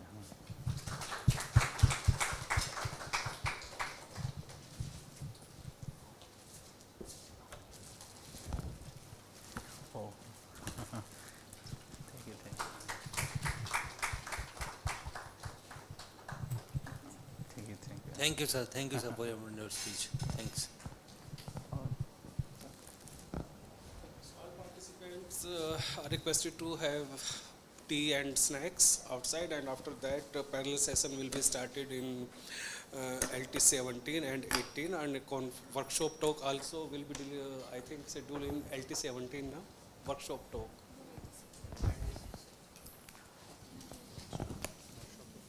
LT 18. Yeah. So please have snacks and tea.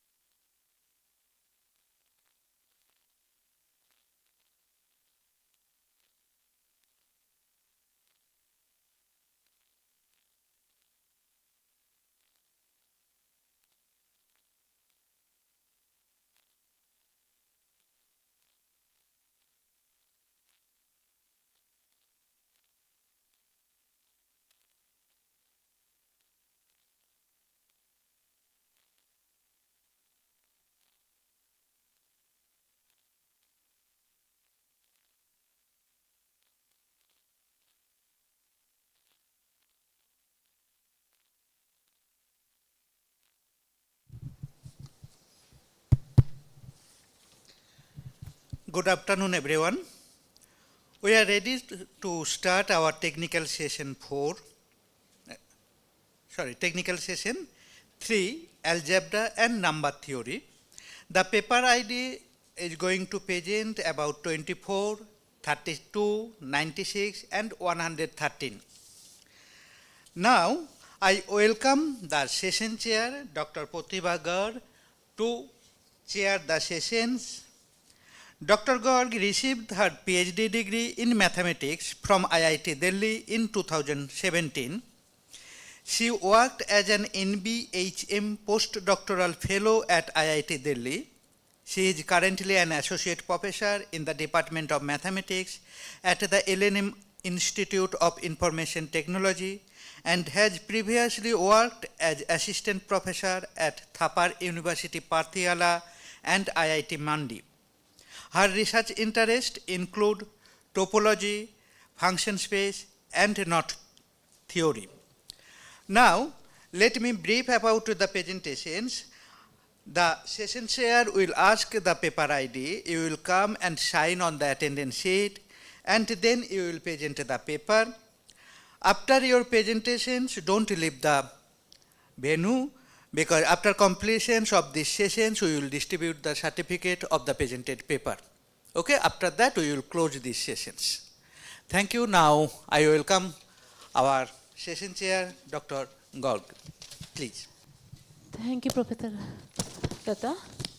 So, for the first paper, I invite Vinayak M, paper ID 24. So, you will have 10 minutes for the presentation and 2 minutes for the question answers.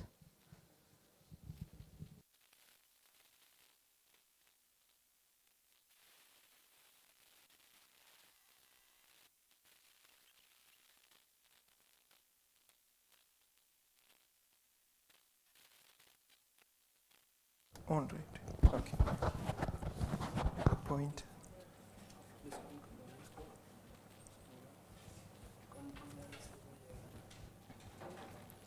Pointer.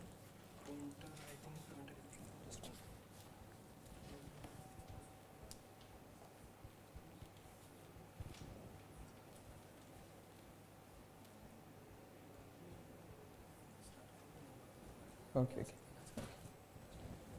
Okay, good afternoon all. Myself Vinayak M. I am a research scholar under the guidance of Dr. Vibhuti Arora from NIT Calicut, Kerala. I am going to talk about Bor's phenomenon regarding some operator valued polyanalytic functions in several complex variables. My area of research is in complex analysis. So let's start. So before that, I need to go through some notations we are using.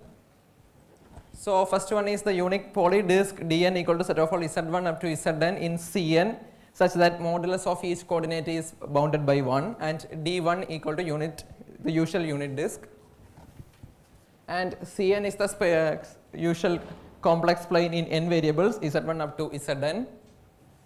It's similar to Rn, and the multi-index notation alpha equal to alpha 1 up to alpha n, where each alpha k is natural number or n is natural number or 0, and the point 0 bar is notated for the vector 0 up, in n tuples,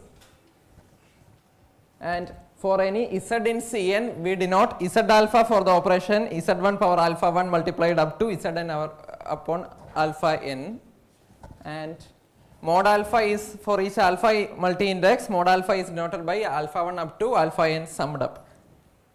And the class script B of H contains of all bounded linear operators defined on a Hilbert space H.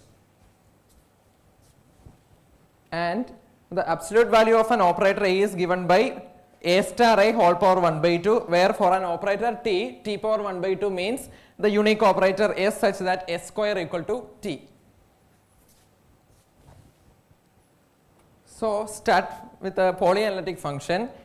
A function f from D to C is said to be polyanalytic of order q if it satisfies the equation dou power q f by dou z bar power q equal to 0. In particular, if q equal to 1, it is dou f by dou z bar equal to 0, which is nothing but the usual Cauchy-Riemann equation, you know.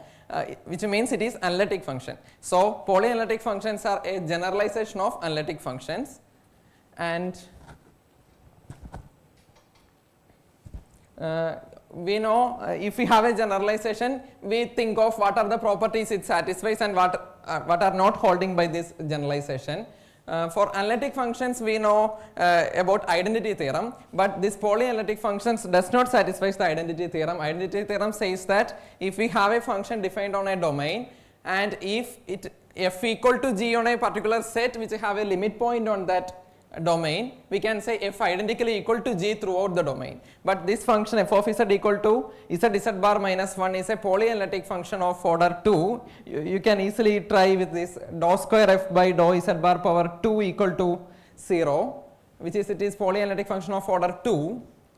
But on the boundary of the unit disk, mod z equal to 1 means f of z is identically equal to 0, but f is not identically equal to 0 on the whole unit disclosure. So it is not satisfying the identity theorem.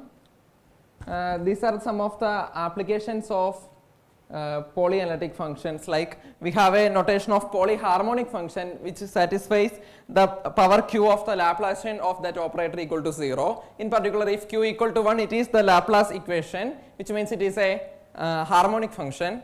So polyanalytic functions are related with the polyharmonic functions in such a way that every polyharmonic function is a real or imaginary part of some polyanalytic function. Polyharmonic functions are very crucial in the study of elasticity. Some Airy stress function and all satisfies polyharmonic. It is actually a polyharmonic function of order 2. And these polyanalytic functions have different applications in analysis of partial differential equations, quantum mechanics, time frequency analysis, etc.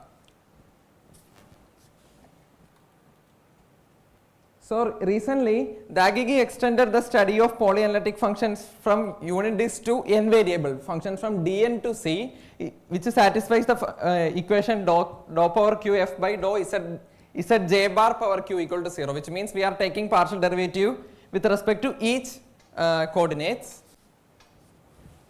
And he obtained that each polyanalytic function of order q have this representation, which is a polynomial in z bar with the coefficients are all analytic functions, that capital F alpha is all analytic functions. So each F alpha has obviously a power series representation in Dn.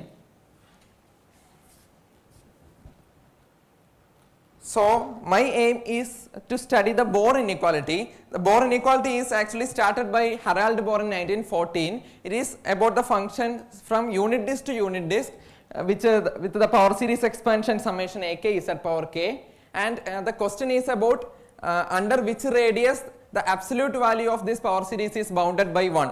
So Harald Bohr obtained that this absolute value is bounded by 1 in the radius 1 by 3, and this is the largest radius satisfying this inequality. So after this study, lots of people started studying the Bohr inequality for several classes of functions.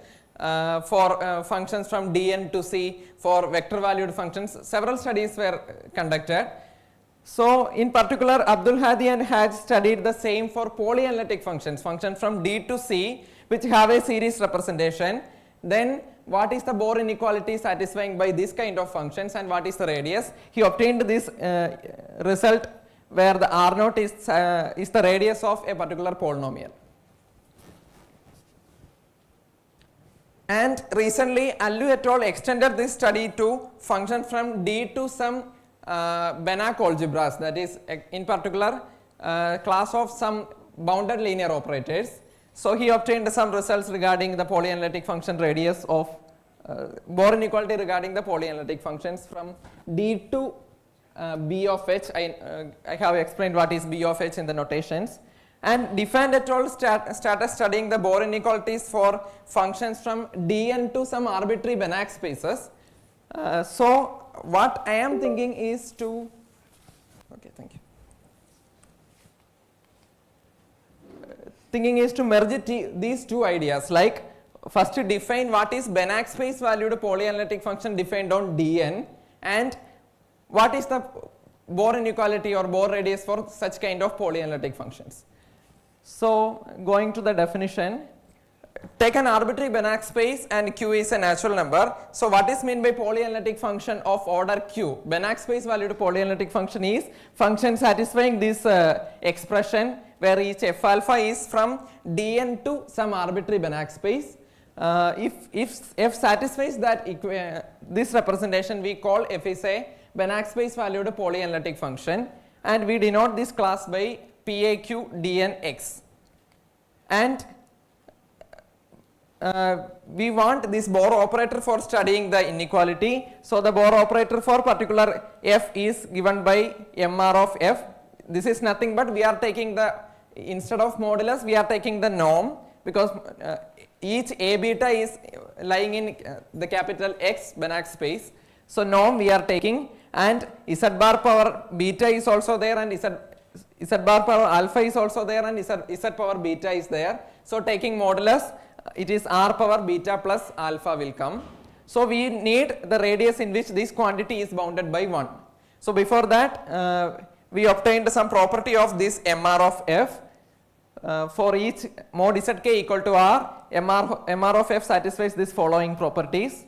It is non-negative, it is somehow similar to the properties of norm. MR of f greater than or equal to 0 and is equal to 0 only if f equal to 0, and scalar can be taken outside by considering the modulus, and the triangular inequality type thing is obtained, and the product will be MR of fg is less than or equal to MR of f into MR of g, and MR of identity operator, because we are talking about Banach space valued, in particular B of h. B of h is space of all bounded linear operators. So MR of identity operator is always 1. And this notation is also needed. Lambda h of n is the supremum of norm of A alpha by norm of I minus modulus of A naught square, where each A alpha is the coefficients of each power series. So lambda h of 1 will be lambda this quantity for functions from D to B of h. This is introduced by Allu and Halder. So we extended this to function from Dn to B of h. So using this we obtained the following result on Bohr inequality under certain assumptions. We are taking a Hilbert space with a lambda h of n is bounded. So we consider a function in class PAQ of Dn B of h, and under this condition 1, 2, we obtained that MR of f will be less than or equal to 1, where under the radius rho, where rho is the minimum of Kn, which is the Bohr radius for function from Dn to B of h, and Rf is the root of this polynomial equation. So under this root, this MR of f will be bounded by 1. And the importance of this result is that using this result we can say that the Bohr radius for functions from Dn to B of h will be always non-zero if the Bohr radius for polyanalytic function is non-zero. So using the Bohr radius for polyanalytic functions, we can study what will be the Bohr radius for analytic functions also. And moreover, for n equal to 1, this result will be the Bohr radius Bohr inequality for functions from D to B of h, which means our result will satisfy with the result by Allu and Halder. So we obtained these results. So these are some of the references. Thank you. So any questions from the audience?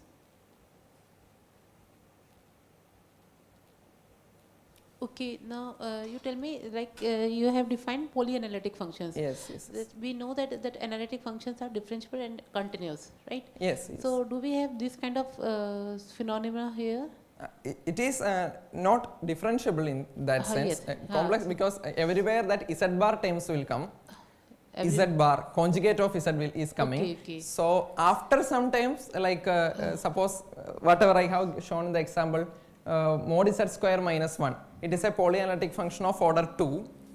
So what is the relation between polyanalytic function and analytic functions? Every polyanalytic functions need not be analytic. But every analytic function is polyanalytic, because polyanalytic function of order 1 is nothing but analytic function. Okay, so like we have for analytic functions, we have this kind of thing, Lorentz series expansion. So yeah, do we have that kind of thing in for polyanalytic functions? Polyanalytic functions, we cannot explicitly say this have some series representation, because polyanalytic function is a combination of certain analytic function with the conjugate things. Yes, yes. So, Okay, okay, that's fine. So, okay, thank you. So any question? Yes.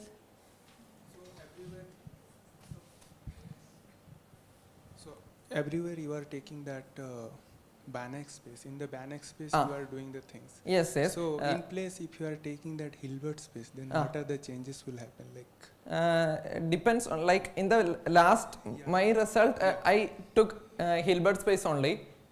H is a Hilbert space, and in Hilbert space only I am defining the space of all bounded linear operators. no, that B of H you have taken. No, that bounded linear operator. You H have is a taken Hilbert space, and B of H is a space of all bounded linear operators on this Hilbert space. Okay, Because the thing is that I need to talk about something about product.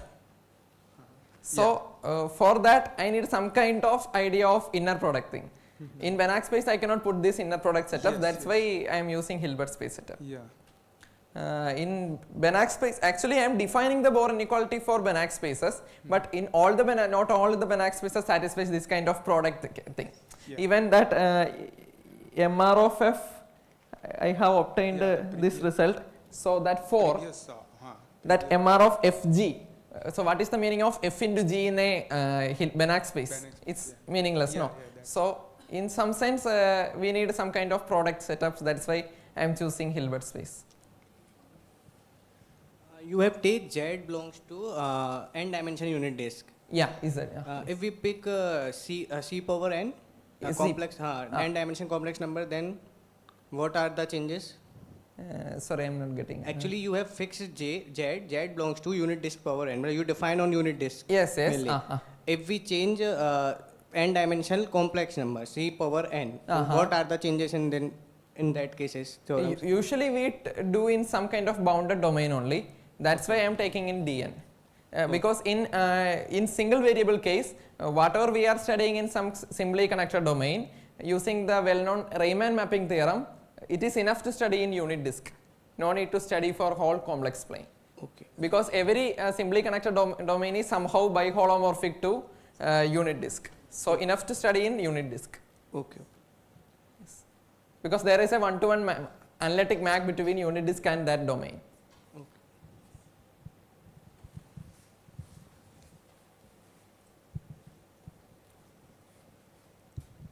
Okay, thank you, Vinayak. Thank you. Okay.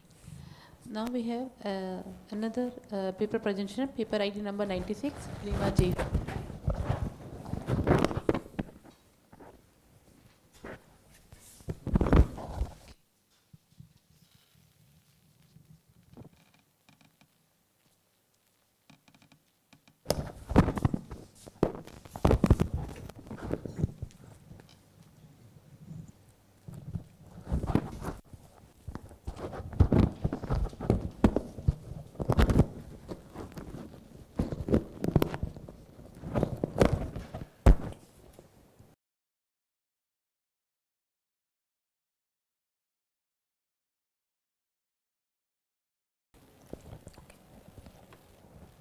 Yes, good evening everyone, and myself Prema from Department of Mathematics, Vaishnav College from Tamil Nadu.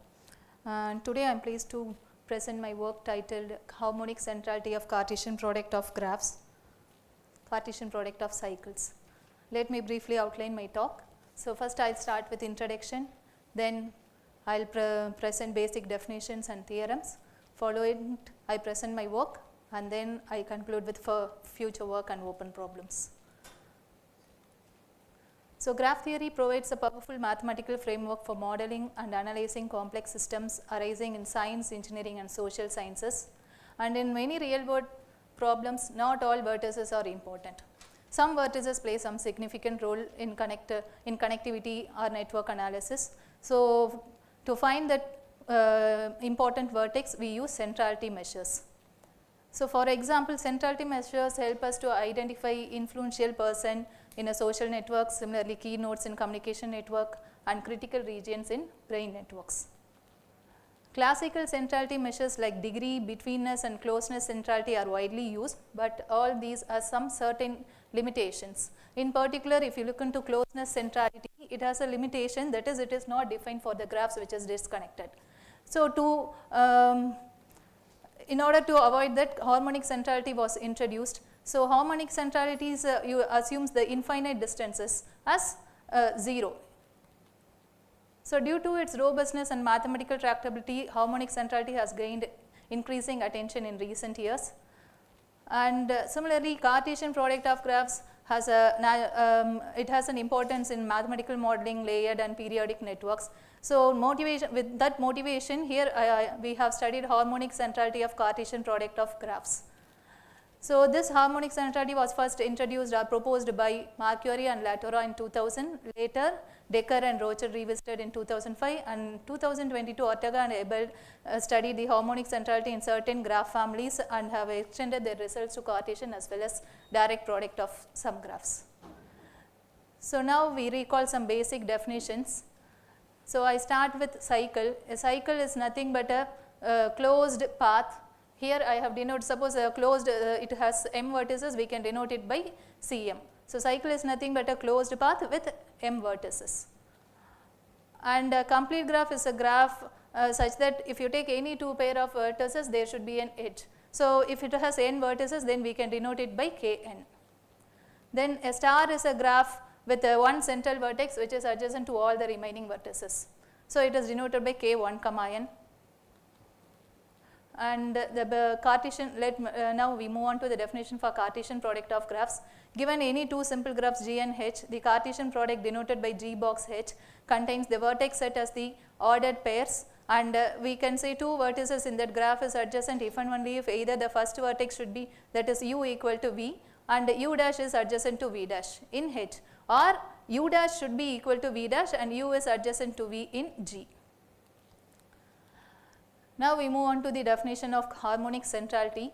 So given a graph G, and harmonic centrality of any vertex in that graph is nothing but the sum of the reciprocal of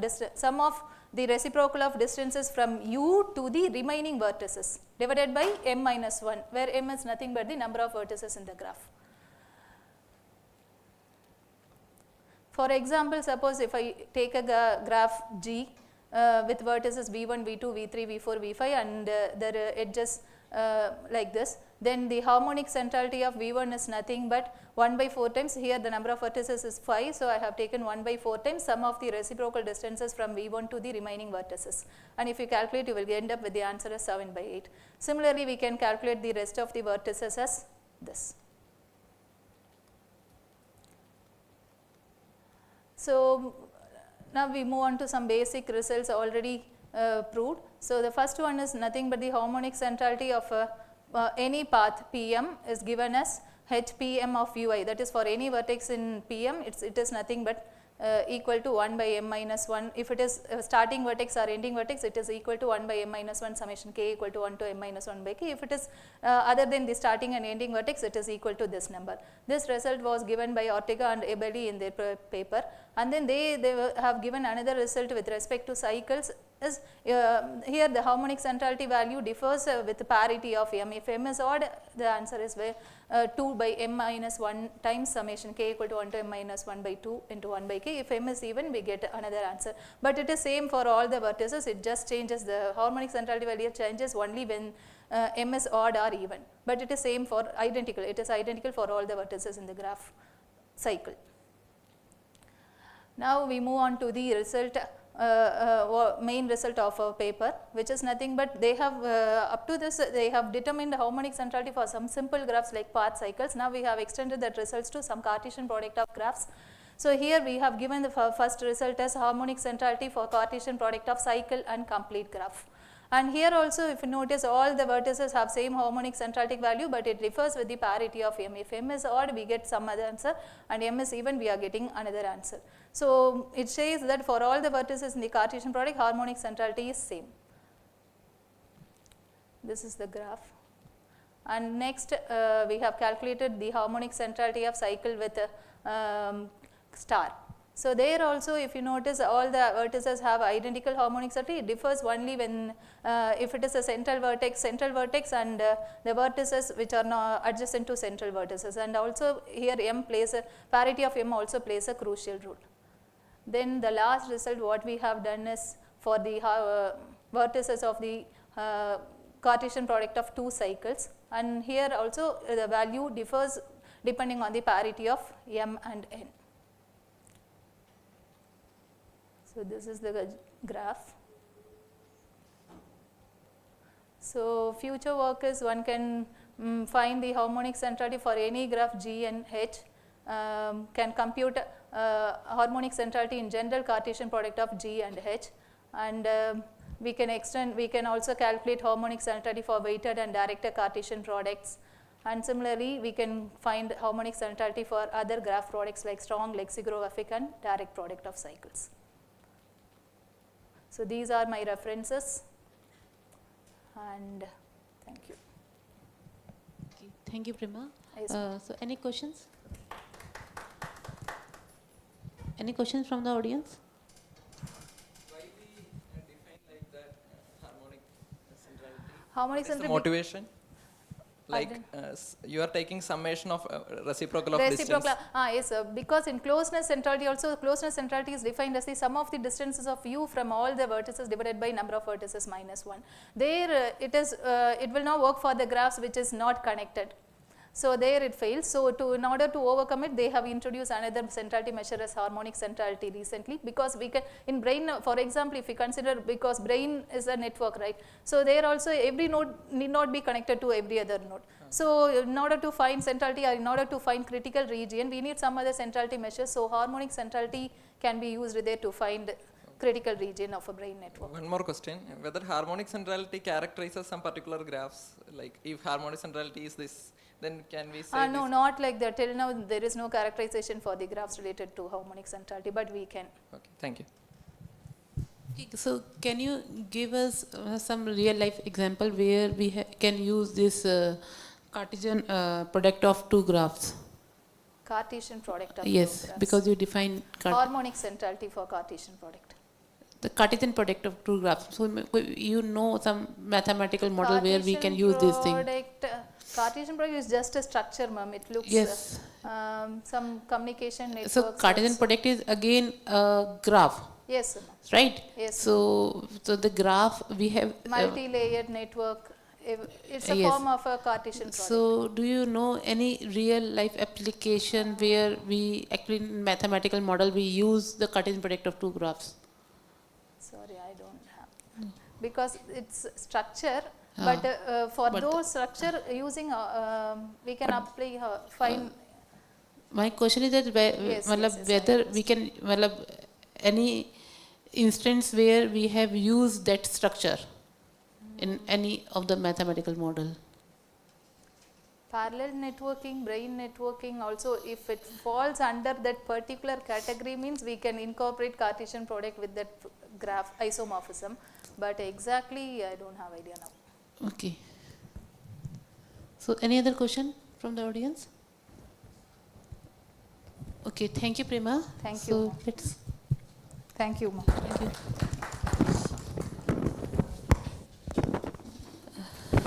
So now I request Priya Bhanthavi to present the paper. His paper ID number 113.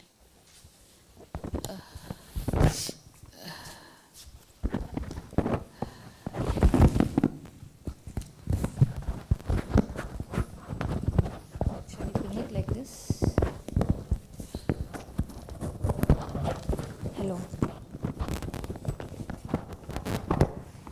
Good evening to one and all present here. Myself K. Priya Bhanthavi from SDNB Vaishnav College, Tamil Nadu.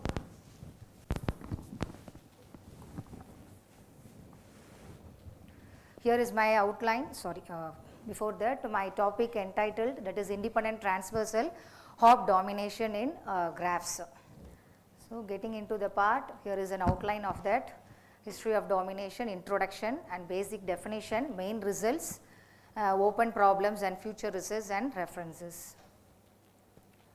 So overview of the domination in graphs. So domination in graph theory is a fundamental concept with a strong theoretical significance and numerous applications in areas such as facility location, network monitoring and communication systems. So in a classical domination, a dominating set consists of vertices such that every vertex in graph is either in the set or adjacent to the vertex in the set, although effective for modeling direct control or communication. So this model does not adequately represent the situation involving indirect influence. So these limitations led to the development of the distance to based domination concept, so that we took that among this we have the concept of Hop domination has emerged as an important variant. So focusing on this domination at a distance exactly 2.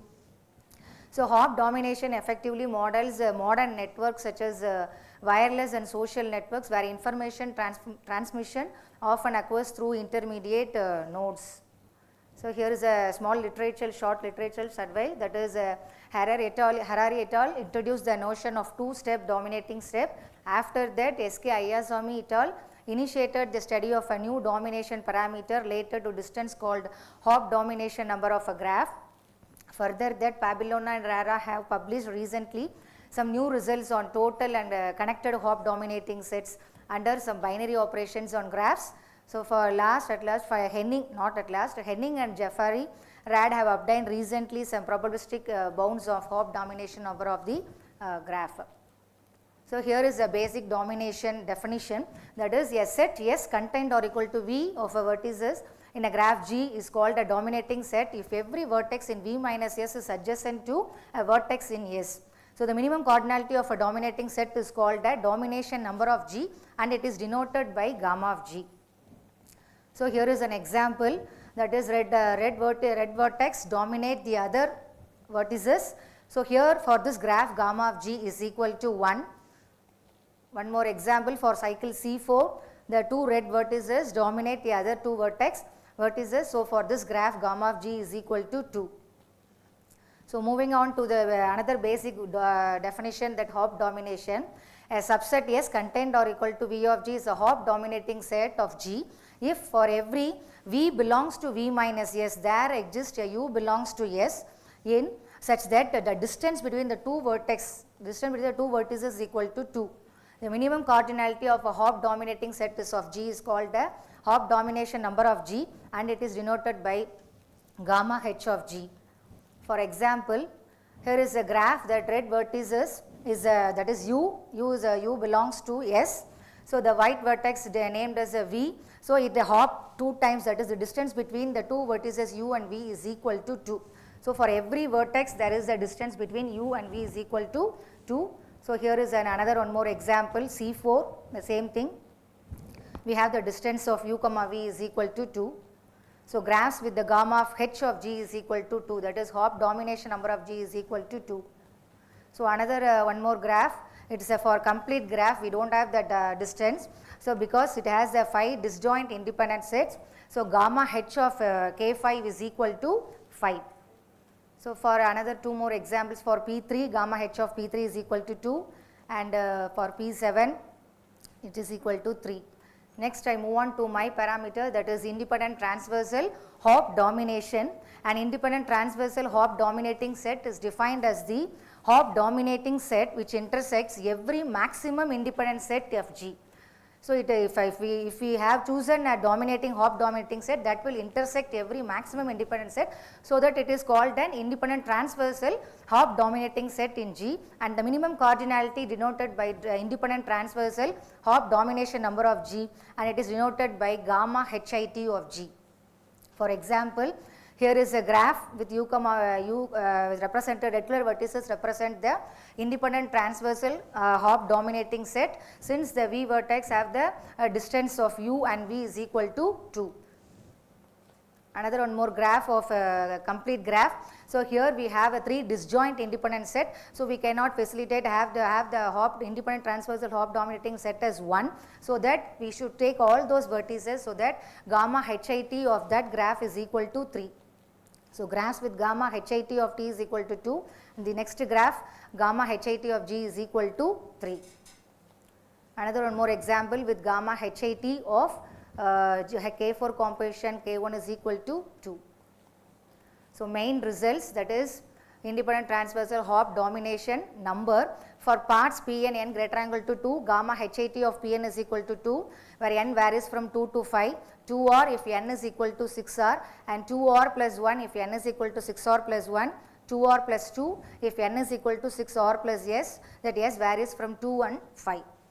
The same thing where I have done for the cycles Cn, which is n greater than or equal to 6, And for one more standard graph as wheels, a complete bipartite graph, that is gamma hat of g is equal to 2, and for wheels wn n greater or equal to 6, gamma hat of g is equal to 3 if n is odd and n is equal to 6,84 if n is even. So next we move on to the topic of the extremal values of the independent transversal Hopf domination number. So I had observation that the bound for any graph G, gamma h of g is less than or equal to gamma hat of g. So another one more observation, from the lower bound is 2 and the higher bound is n, that is 2 less than or equal to gamma hat of g less than or equal to n. So here is a theorem that for any arbitrary graph G, gamma hat of g is equal to n if and only if g is equal to kn, that is complete graph. We had only that all those vertices as the independent transversal Hopf domination number as n, and for another one more theorem, that is let G be a graph on n vertices with the gamma hat of g is equal to n minus 1 if and only if G is isomorphic to P3. So for every graph G, the independent transversal Hopf domination number satisfies the bound that gamma h of g is less than or equal to gamma hat of g, that is less than or equal to gamma h of g plus delta of g.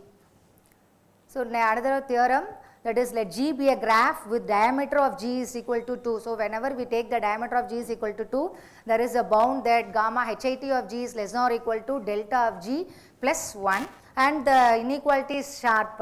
Here is an example for that sharp inequality with graphs with the gamma hat of g is equal to 2. Minimum the part of delta of g is equal to 1. So a graph satisfies, G satisfies that gamma h of g plus gamma hat of g is equal to n plus 1 if and only if g is equal to P3. Next I have characterized for trees, that is let T be a tree with gamma hat of t is equal to 2 if and only if I should satisfy those two conditions. One is that the diameter of the tree should be less than or equal to 5. Suppose if there is a diameter of t is equal to 5, then any diametral part in the tree, whatever the diametral length of the part, shortest path, it is equal to the length of the diameter, should be contains at most 3 support vertices, only should contains at most 3 support vertices. So here open problems that characterize all the connected graph G such that gamma hat of g is equal to 3, or otherwise gamma hat of k is equal to k, where k is greater or equal to 3, and equal bounds we can find. So I am working on this part also.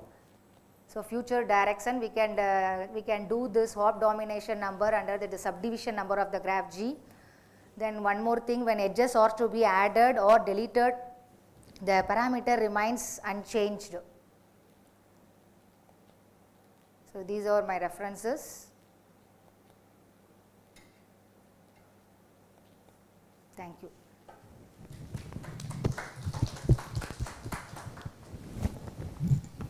Okay, any questions from the audience?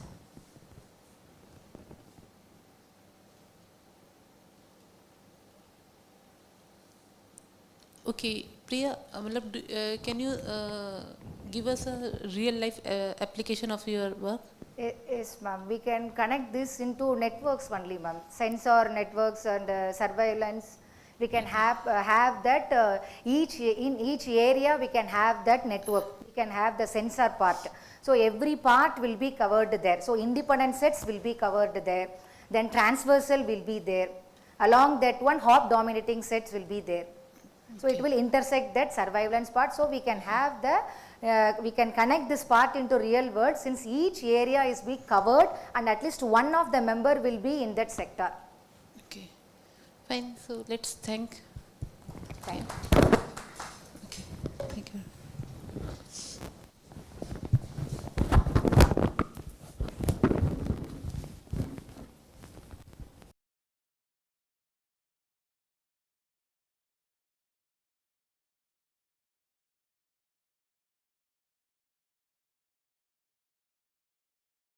I request our Honorable Session Chair to come on the dais to hand over the certificate to the presentations persons.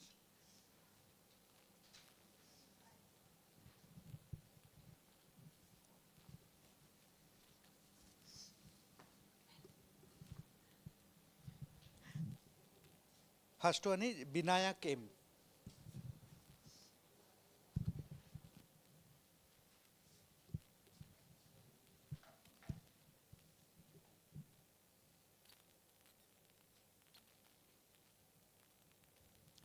Next, J. Prema.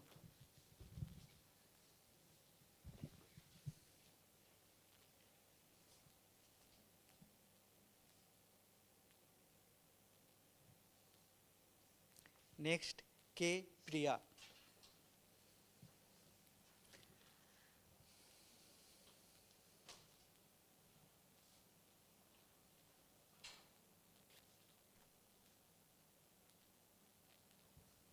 Thank you all once again. Now, thank you, ma'am, for smoothly conducting the sessions. Now, memento as a token of appreciation, I like to hand over to ma'am.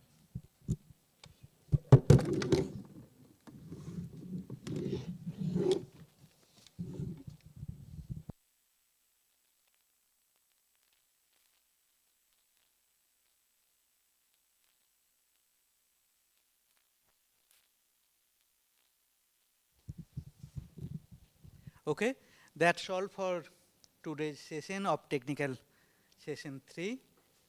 Thank you all. And I hope this is the end of today's conference. Okay, you can enjoy the scenery of our institute and etc. You can